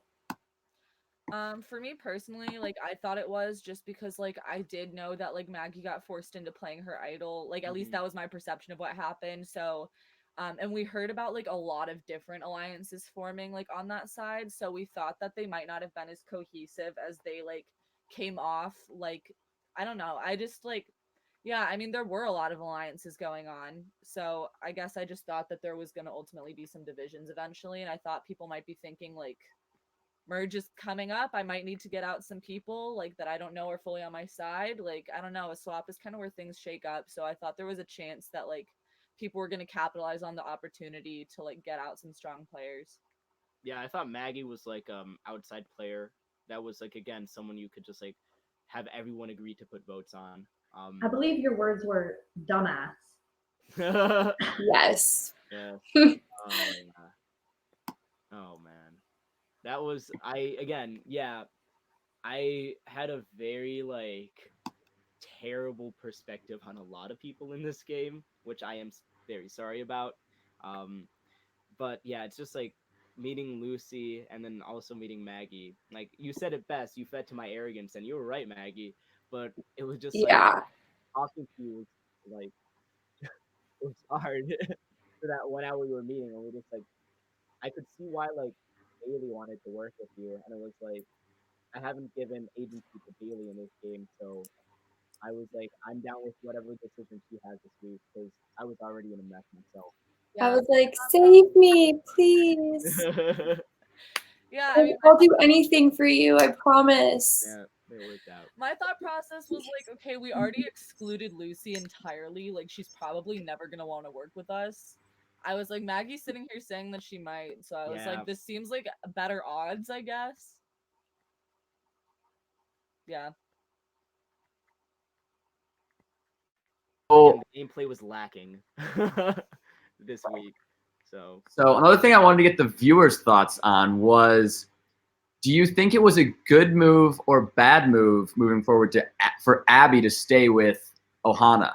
Because, right, Sam has the phone call with her, and she's kind of maybe feeling on the outs after that, as well as Kevin flat out was telling her, hey, there's a 5 that you're not in. Like, do you think it was in Abby's best interest to do what she did and stick with Ohana and basically get Kevin out by making him think they were in an alliance together? Or should she have flipped and just spilled everything to Cerulean and just blown up the whole game? I thought that was the best move for her at the time. We'll see how that pays out. But like, I think if you like having that knowledge is like very powerful.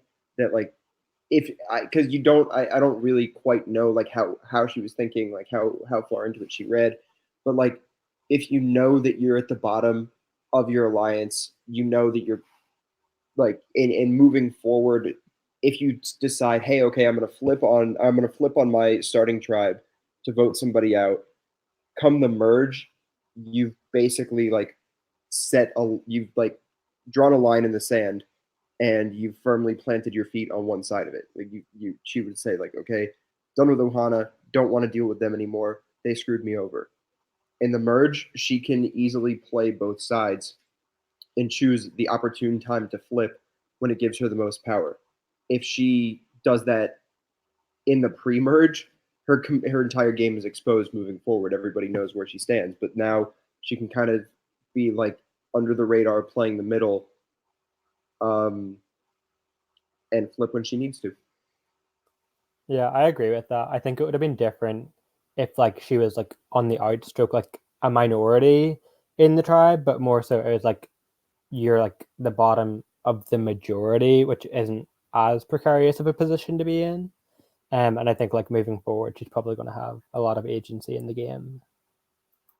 I'm hoping the merge is kind of a brand new ball game for her. I think it was a a cautious decision, let's say, because in this scenario, at least she makes it to the merge. Where if she flips at the swap, maybe Ohana gets pissed that she did it so early, and then she doesn't even make it to the merge.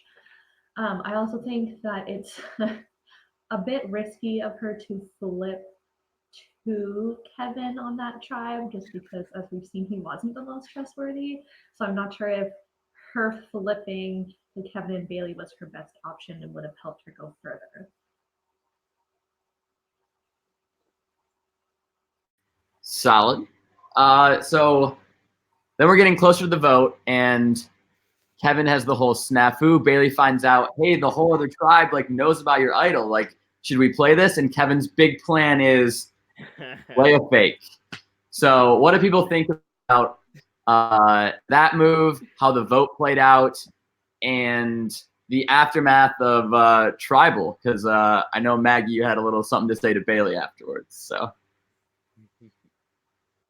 Wait, did Maggie say something? I haven't watched these episodes. I like actually don't know what he's talking about. She said something funny, yeah. Okay, you'll have to remind me later. But what are your thoughts, guys? Yeah. I guess my question would be, what did you think playing a fake idol would accomplish? Like, if you were in any danger, did you like feel like you were? Like, I mean, obviously, like you didn't play it, so I guess you didn't feel in danger enough. But like, how in danger did you feel, and what did you think the fake idol was gonna do for you? Oh, it was there's a one-word answer, and it's arrogance. Arrogant. I did not have fear in this game other than Daniel, and after that, I felt like I was on top of the world, if I recall correctly, and so I was like, anything I want and anything I do will happen, and personally, it was just like, I was thinking back and it was like, I use it this week, I'm out next week if we lose again, or in the next two, and so if like my showboating was gonna work out, it would have put me in a pretty decent spot to like survive to the merge, but nothing thereafter. And I did not realize like Bailey being so angry at me until around 2 to 3 hours before Tribal. Yeah, it was like 2 hours before. Yeah, like there's a whole story about that where like if you remember Matthew, my producer at the time, he told me like when he got voted out in season 1, it was right after an exam and like he couldn't have time to strategize before that, and was like, oh, I have an exam the day of Tribal, nothing bad's gonna happen. And literally after I come out of my exam, I get like hundreds of like, not hundreds of texts, but just like a lot of texts and a lot of calls from Bailey, and it was just like her being really mad, and I was like, well, my game is over with. And I was like, I'm gonna go to Ragstock, which is like a thrift store, make me a fake idol and be like, this is gonna work out totally. And it obviously didn't. Yeah, I remember for me, yeah, so I had the club meeting with the club that me and Sheedy are both in. We had a meeting that night, and I like just went over to like kind of talk Survivor and like all that stuff, and like thank God I did, because she was like, oh yeah, so you hear Kevin has an idol, and I was like, whoa, like I'm supposed to be the only one who knows about that, like how did this happen? So yeah, I'm calling, like I'm texting, like I'm mad because I realized like obviously like I'm not the only one he told. um and yeah, like then we had our meeting, and that's when I was like, I am on a sinking ship over here. Like I don't know what there is left for me to like. He reveals his like master plan to me, and I'm like I'm like, I don't know how to like, I don't know how to help you anymore if this is what you think is going to save you. Like I don't really know what to do here. I definitely felt like I had already been like very involved in like planning like the vote this week, so I was like, fuck, like I can't I can't change it again. Like I was like, I don't even know what to do right now. Like I was like, clearly something's about to go wrong. I don't know who all knows that Kevin has the idol. I don't know if it's made its way over to like New Cerulean yet. So I didn't know what to do. I was like, I don't know how many people know that Kevin has the idol. Yeah. And I honestly thought that like if I told Kevin to play it, I didn't think he would. I'm So- pretty sure we knew about the fake one too. Yeah. Remember So that was a key Abby move actually, was Abby and Fink, 'cause that they someone, have a fake I idol. think Kevin told Abby he was going to play the fake one too. So that's just another background detail. That exists here, and that's why, like, yeah, that's another reason why I made it the day of. Yeah, I also felt like as you were telling me, I was like, is this like a Survivor move that I just like don't understand because I don't know Survivor? Like, is this just like something that's gonna work that I don't know? Like, I was just so like, yeah, that's when I started to realize I was like, I really don't know what's going on. Like, I've been getting all my information from Kevin, and like, it's just, yeah, I was like, there's nothing left for me to do here. It's kind of like, it's already we're done.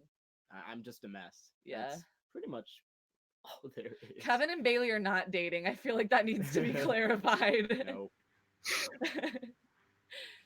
I'm married to Nick, remember? Yeah. True. So you guys are not the social winners of Survivor. Kevin gets voted out. Sadly, there goes our villain, our lovely villain of the season. And then next challenge, we're going up not tribal immunity, but individual immunity. What did people think of that challenge and people's decisions to maybe drop and get the idol clue? Was that a good decision for Abby and Nick? And then eventually how it all plays out and Jack finds his second idol of the game. I think Nick explained it well in terms of like him not wanting to drop out for the idol clue, but also not wanting whoever was left in at that point to win the clue or be safe. And then in terms of Jack's second idol, I think him finding two idols, who it really helps is actually Sarah X. Because even though she doesn't know about them, they're not going to be used against her. And in this case, Jack becomes a bigger threat than she does, I think. And even if like Sam and Jack end up going against each other or what have you, Sarah can kind of pick who she wants to go with.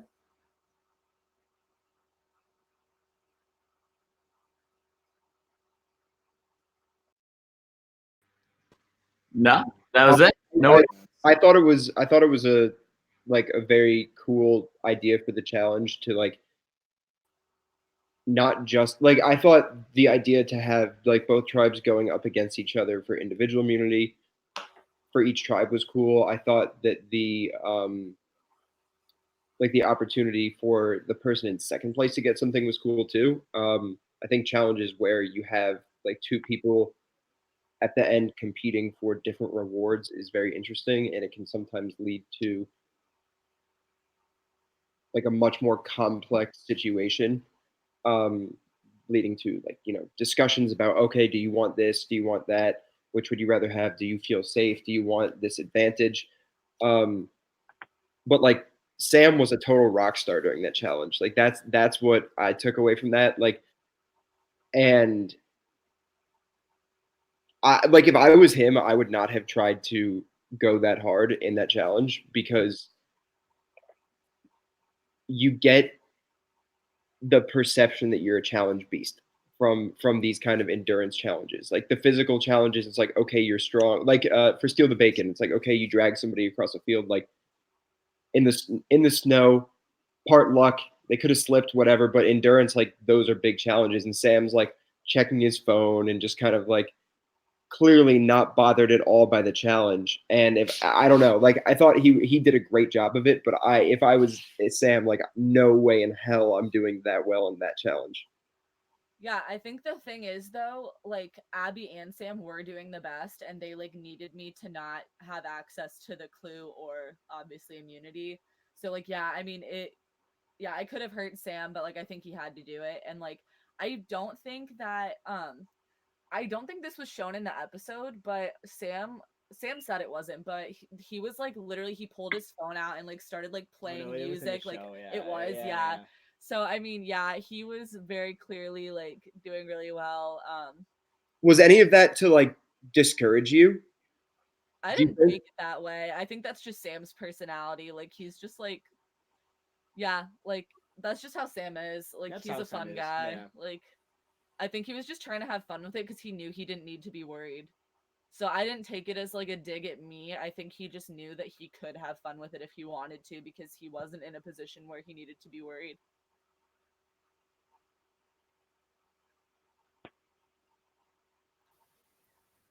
Cool. So, what do people think about the votes that end up happening, right? On one tribe, we've got Lucy and Bailey. Basically, it's between them. And Lucy's pitch is, hey, I'm going to go back and work with Blue Team at the merge. And Bailey's is, I'm a free agent, use me. And they get rid of Bailey. And on the other side, we've got it kind of a little bit between Sarah A and Bree. They maybe think Sarah A has an idol. And then Maggie, your whole thing with the fake group me with Bree. So whichever you guys want to touch on that first, I'm curious if the viewers think that the tribes made the right decision on who they ultimately took out. Definitely like Lucy's like an interesting like I was saying before, it's kind of like people playing like chess and checkers, and I think it was like Bailey was definitely the more dangerous player in that scenario. I think she definitely like being a free agent could have been a good thing or a bad thing for the rest of old Ohana. And I feel like it's just at least like even if Lucy's not with them, they still kind of know what she's gonna do because she blatantly like said that and like has her sorority helping her or whatever, which I think is like like a funny little side plot. But I definitely think that was the right decision. And then also with Sarah A on the other side, like I kind of felt like it's been like in the editing, if you knew it was kind of in the works for a while. I didn't think Sarah was quite as dangerous, but I don't know. I think it was the right move for the majority on both sides, but maybe not for the tribes overall. I think Bailey was robbed in that vote. Like, I think it was the wrong call, but they did it for reasons that they thought were right. I think Bailey was screwed because of Kevin's spillover. Like, there was just so much distrust of Kevin that it was just like, okay, she's so closely associated to Kevin. Kevin was like such a like thorn in our side. She's just got to go now too. Like, we don't care. We'll deal with Abby later. Like, we just got to get Bailey out of here so we can like cleanse this tribe with some sage. Like, that's the vibes that I got from that. Off screen, I rooted for Bailey a lot. I was like, come on. She'll do it for me. Yeah, Maggie, I was shocked. Maggie reached out to me and I totally thought she was just doing it to fuck with me like the whole time. But I don't know if this confessional made it in, but I had a confessional where I was like, can I trust anybody? No. Can I trust Maggie? No. Do I have any options? No. Like, so this is what we're going with. Yeah, I kind of gave Maggie like my pitch as to why they should keep me. I didn't want to like try and talk too much to Sam, Abby, and Sarah Z just because I don't know. I thought that if I was like doing too much, then they certainly weren't gonna like go with me. Like I didn't want to overdo it. I just wanted to like give them my thoughts and like let them, I don't know, make the decision for themselves. And yeah, like I don't know, like I really meant it when I said like I would have worked with Ohana like come merge just because like they would have saved me. Like my only real loyalty was to Kevin and he was gone. Like, you know, I would have done what I had to do at that point. Which like obviously like that would have had like major repercussions later, but I mean that's where I was at. But I knew going into it, I was like, I'm screwed and like it's gonna take a lot to like get me out of this position. Like I knew going into it, it wasn't it didn't really feel like it was between me and Lucy. It felt like the vote was on me, and then I just had to try and get it on to Lucy. Like, it didn't really feel like it was as much of a toss up at the time. I'm really torn on like what I think the best move there was, because I do think that like Bailey, you were definitely like more of a dangerous player and had like, I don't want to say like more potential than Lucy does, but like I guess that's what I would say. And like you have more of a chance, like down the line, like through Emerge to like be a big threat to like actually win. Where I think as keeping Lucy is kind of the complete opposite. And if you let her go far enough in Emerge, then it becomes okay, she's taking someone's spot at the end, but no one's gonna vote for her. So either way, you're kind of playing with fire about like someone can knock you off of getting to the end. I just think like it probably should have been Lucy, in my opinion, just because I feel like she's gonna get to a point where it flips over and becomes, you know, this is someone I want to sit next to. Whereas like even if you are dangerous, other people are gonna realize that and take you out throughout the merge. Where like if someone's easy to beat, then no one wants to take that person out. Yeah, I would agree with what Jen said there. Also viewer bias because like was rooting for you, and also wanted to see Maggie write Scrappa on the voting parchment. But yeah. Yeah. I was rooting for her. Any thoughts on the other tribal? We have the whole situation with the fake group me, where Bree basically is like, here, Nick, like Sarah's turning against you, and just was not happening at all. Did people like that move? Was it entertaining? Thoughts on that? It was very well executed, I will say. Screenshots look legit. Thank you. I also think it was like the Sarah Avery vote was probably the right decision for Mallory, Mike, Nick, and Jack. I'm not sure about like Bree doing it or not, but like if the group that Mike suggested to Jack gets together at Merge, then I think it was the right decision and like a cool mix of people. Even though I think like Mike wanting to throw Chidi in there is kind of like, oh hey, I just want the extra ceruleans when we get down to it. Like I have my number, but that was transparent, so hopefully they catch on to that.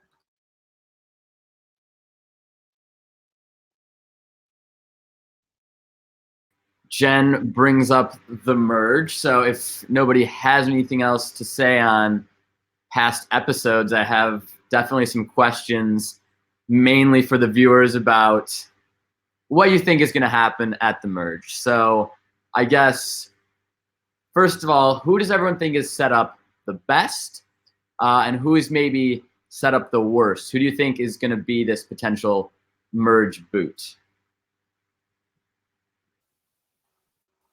I think set up the best is probably Sarah X. For obvious reasons. I feel like she's good with almost everyone from her original tribe, and then she has Mike in her pocket, and then if Mike can bring Nick and Mallory in, I see her staying for a while. Though the like little description when her name pops up saying Snake, that's very suspicious to me. Like, did she name herself that, or like is that a hint of what's to come or something? That makes me suspicious. And then I think probably who's in the worst spot. I feel like Lucy's not in a great spot because I don't think anyone like really feels super close to her. But then again, like if she can survive the first few, then it turns over. And then I think now, like if Bailey really was like kind of the biggest connection to Chidi, like I know Nick has been like trying to talk to her, but I think she could also be in a rough spot. The storyline that I'm like most excited to see play out is the Sam and Jake storyline of Jake, right? He's the one who has two idols. Jack, yeah. Jack. Okay, yeah. I'm blowing it with names. I also realized I said Abby before when I totally meant to say Lucy. But I'm excited to see how that plays out because like in Jack's mind, like they're like this, you know, they're super close. He's the only one he tells about the two idols at first, and then like Sam's and he's like, yeah, you know, I really trust Sam. Like, of course I'm gonna tell him. And then it cuts to Sam, who's like, he's got to go. Like, there's no way I can sit next to him at the end. So, like, from personal experience, like, Sam can do things that don't necessarily make sense for his game. And just for the sake of, like, either wanting to do it because he thinks it'll be fun, or because he genuinely has convinced himself that it's good for his game. And I'm curious to see, like, if he tries to pull the trigger on him too soon, and wondering, like, when that happens, like, at what pivotal moment in the merge does he try to do that, or does he even get the chance to? Yeah, I definitely feel like it's going to be a big player that goes out. Like, I don't feel like it's going to be like someone who's like a Lucy or like a Cheaty. I really think it's going to be someone big. And another person I think is like kind of in a good position is Abby right now, because I feel like she's on the outskirts of the main alliance, but when that like schism might, if they like break up, I feel like she's in a good spot to kind of do whatever, and like not be on anyone's radar too much. I also think Bree is in a really good spot too. She could be like a super like under the radar, like late game player, because she's gotten a fair, not like a ton of content, but she's gotten like a fair amount of content, and none of it's really been negative, and people like her. Nobody's talked negatively about her, so I'm excited to see how she does. Maggie, do you need to say something?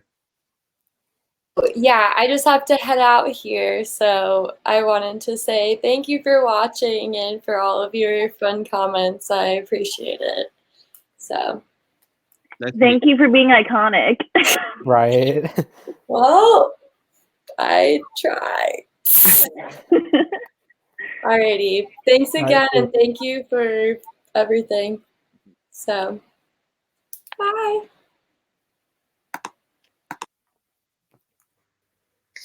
And there she goes. But yeah, anybody else want to comment on who they think's in a good position, or maybe who do we think is going to win, or who is maybe dark horses to win? Because there's been some people. I mean, we've almost been on for 2 hours, and we have not mentioned some people very much. I mean, we've got like Lucy, Mallory, Cheaty that have barely come up. Do we think any of them have a shot to win at this point, or are they all drawing dead? So I guess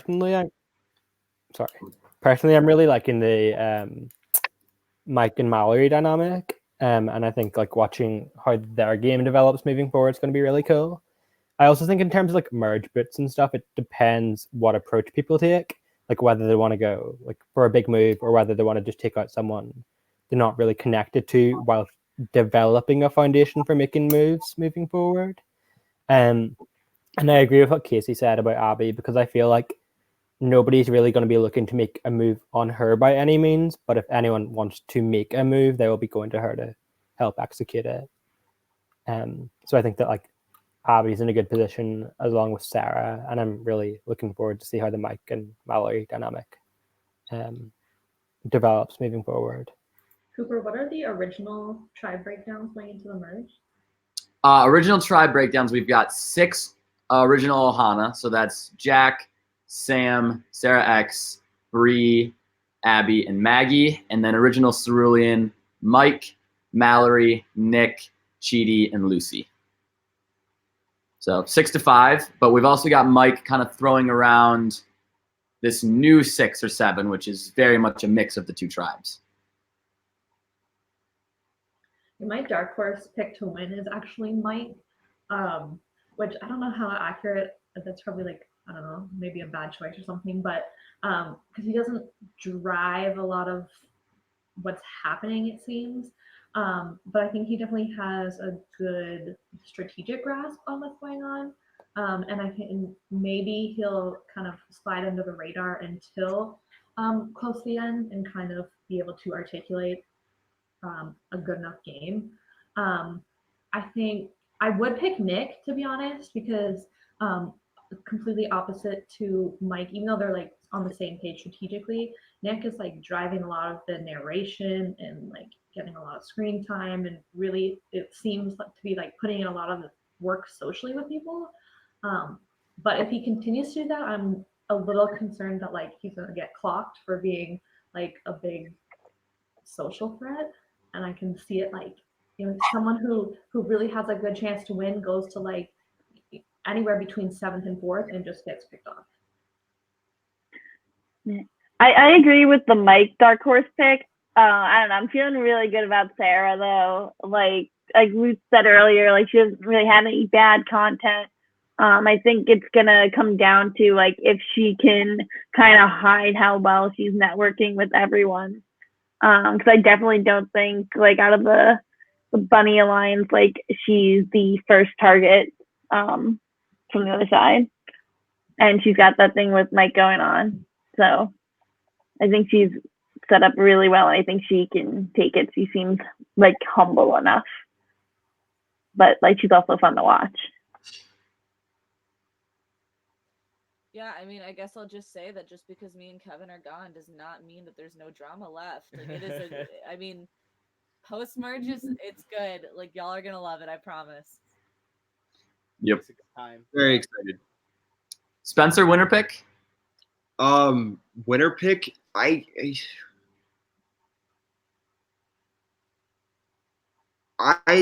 still think that Bree could win. Okay. Even though she like that's like kind of a left field shot in the dark winner pick. Because I don't think like anybody really is standing out as having like this, oh my god, like they're clearly going to be the winner. Like there's definitely a lot of people getting content, but content doesn't mean anything if it's not always good content, and it might be like Rick Devens gets a lot of content, Christian Vicky got a lot of content. Like content. I mean, the winner of season 1 got a lot of content. I didn't watch season 1. I'm a bad viewer. Oh, So you're missing out. It's really good. well, I'll have to go back and watch. No spoilers, please. But yeah, no, I think like she definitely could. She seems as if she seems like she's in basically like everybody's good graces. I don't think anybody's like, yo, we need to get Bree out right now. So I think she could find herself just like skating by into mid-merge and then using those bonds to maneuver her way towards the end. I don't know. I think that she's in a very unique spot here. Jen, Casey, Rory, want to throw in winner pick? I feel like we're all on the I same did. page. I don't want to outright say a specific person because Yeah. I feel like every time I do, I jinx them and they go next. So I'm a little apprehensive, but What about Merge Boot? That'd be a good one. I don't know. I'm worried for Jack. Big time worried. I'm big time worried for Jack. I think like he trusts Sam enough to that if Sam was making a move on him, he would be like, "Hey Sam, am I good? Like, do I need to play an idol?" And Sam would just be like, "No, man, you're fine. Like, don't worry about it. You're totally good." And then Jack's just gonna be like, "Okay, cool. Like, I'm totally good. Like, I don't need to worry about it." And then just get blindsided. I kind of agree with that, but I also don't see a way in this current position that like Sam would be able to maneuver his game in such a way to execute a Jack blindside, especially without Jack actually finding out. So I feel like that might develop moving forward. I don't see it coming as quickly as the first merge, but I think so. I personally think that someone like Lucy or Chidi is going to go around there and like leave time for people to like develop their foundations for making bigger moves moving forward. I think it's probably going to be a few of these viewer questions because there's some good ones out here. Yeah, Bailey, if you want to look through and pick out like 2 or something. But Jen, what were you gonna say? I was just gonna say I think it's probably gonna be an original cerulean who goes, but maybe like someone that the Nick, Mike, and Mallory group can kind of compromise on as well, so that like Ohana can stay strong, but they leave the door open to work with some new people. Cooper, they want to know why you had the leaders pick for the swap.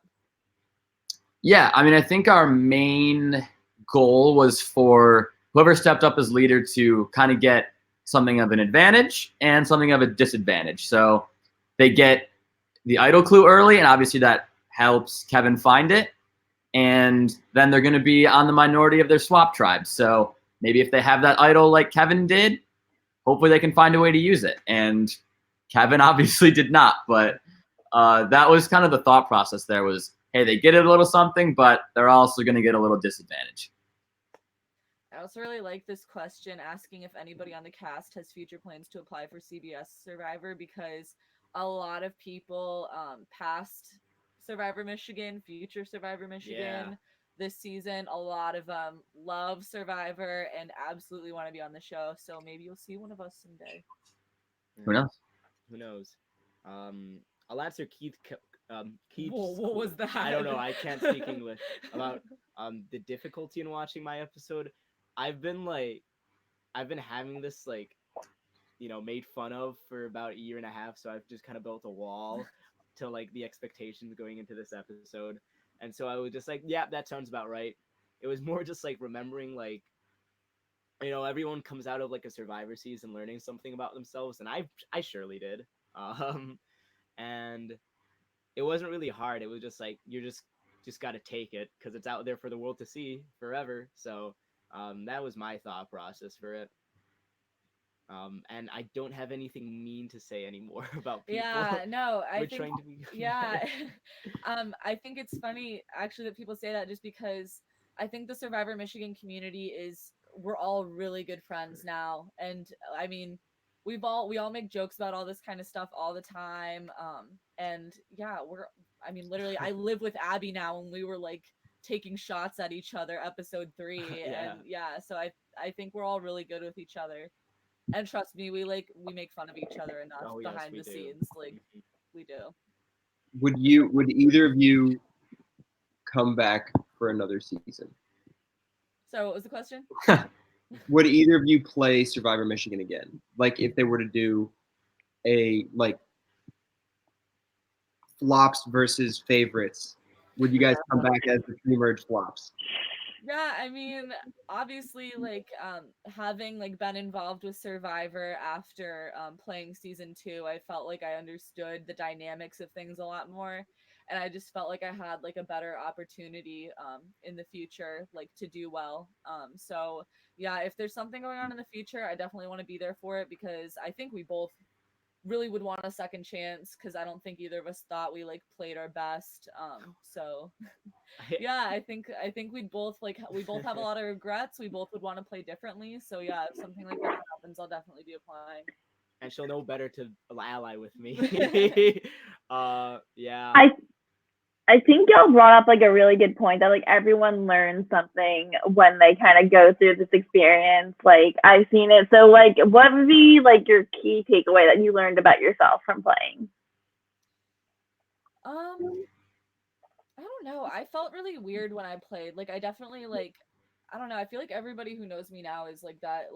I don't know. I felt like their first impression of me in the game is really different from how they know me now, because like I said, we are all really good friends and we hang out all the time. And so I feel a little weird, especially watching it back, because it was 2 years ago. But so yeah, I didn't really know what to take away from it. I mean, obviously, for future, if I ever do play again, my thought was don't trust one person too much, because even if you do trust them, all their information could be wrong. So that was my biggest takeaway. But it was really weird to watch, because it didn't feel like me when I was watching it. I think I'm very different from what I portrayed in the season. I mean, it did remind me that it's good to be a good human being. But it's also it was fun playing the villain. Of course, I think I was more taken aback or interested in just being the schemy type, because that's not usually who I am. And I think the season made me learn I really don't want to be that type of person in real life. But it's also, humility is a lot for a person. I've learned to take a step back and just be take things slowly. Don't think I'm on top of the world, because I'm not. Yeah, and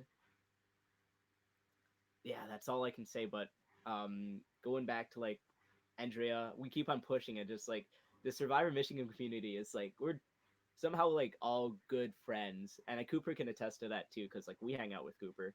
Yeah. It's true. His house every Saturday to tailgate. Yep. Whether he invites me or not, I show up. True. Yep. And No, yeah, I'm literally like Cooper. Like I don't even care if you're tailgating. Like I'm showing up at your house every Saturday for football. yeah. All right, we'll get into last question, and then we're gonna wrap this thing up. But I want to know everyone's favorite moment from the first 6 episodes. So, what was your favorite pre-merge moment? We'll go. Everyone gets their choice, and then we'll call it a wrap. Whoever wants to start, go for it. I think just the kissing under the arch, like it just sparked so much drama, like on one tribe, and then like Nick's commentary was just so good. Super funny. Like that was obviously great, but like super funny moment for me was not one moment, but a series of moments that involved Sam Morris. The choices of outfits and hairstyles that he had. I laughed out loud when I saw him at the like the memory challenge when he had his like his sweatpants like hiked up to his belly button, and like I laughed so hard at that. And then he's got like the haircut where it's just shaved on the sides and then just on the top with the big like wireframe glasses. Like Sam's like whole character in the show just makes me laugh, like with him, of course, not making fun of Sam here, but he's just like such a funny dude and so like purely Sam. You're gonna inflate his ego with that comment. I don't care. He's a great guy. Yeah, I think standout moments for me are the arch kisses and then probably like the entire Steal the Bacon challenge. Rory? Yeah, also like steal the bacon, but even more so after it. Like it was a small moment that I noticed how like in the rules you were like no biting, and then at the end of the challenge it's like a Maggie confessional in the shower, and she starts off and she's like, "So I bit someone." Yes, yeah. And the title of that episode was just gonna go wash my sins off, which was Maggie referencing biting AJ in the challenge, which we did not see at the time or we would have called. Even if you rewatch it, I still can't find where she would have bit him. But that was also a highlight for me, actually. AJ trying to vote himself. True. True. Yeah, I think my favorite, I don't know, I guess it's not a moment, but scavenger hunt, that was like so fun. It was so fun. Even though we lost, like doing it was so fun. Yeah, it was Jack's commenting. I will definitely say my favorite moment wasn't the arch kiss. It was funny seeing that back though, because I really don't remember what my actions were, like how I responded to it in a confessional. So that was interesting. But before that, like Nick is great. He's a fun guy. Again, in that Survivor Michigan community. But my favorite moment was probably blindsiding Daniel, just as a personal thing, because it was like, ooh, I got to do it type of deal. Oh my god. You're like the villain of this live stream too. Really? Yeah. Oh my god. I said I was gonna get better. But I don't know. This is who you are at the heart of it. No, it's Kevin. not. Survivor is a reflection. It is actually a reflection of your character. Whatever. Well, I think that is a good wrap up to this pre-merge recap. I want to thank Spencer, Jen, Rory, and Casey for all coming on.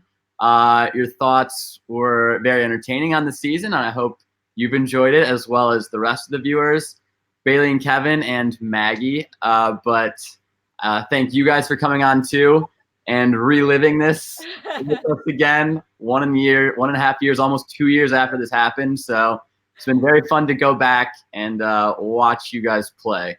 Oh, yeah.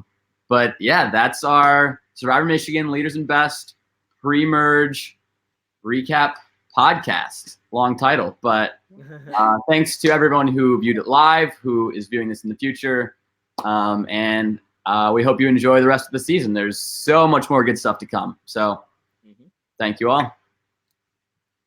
Bye. And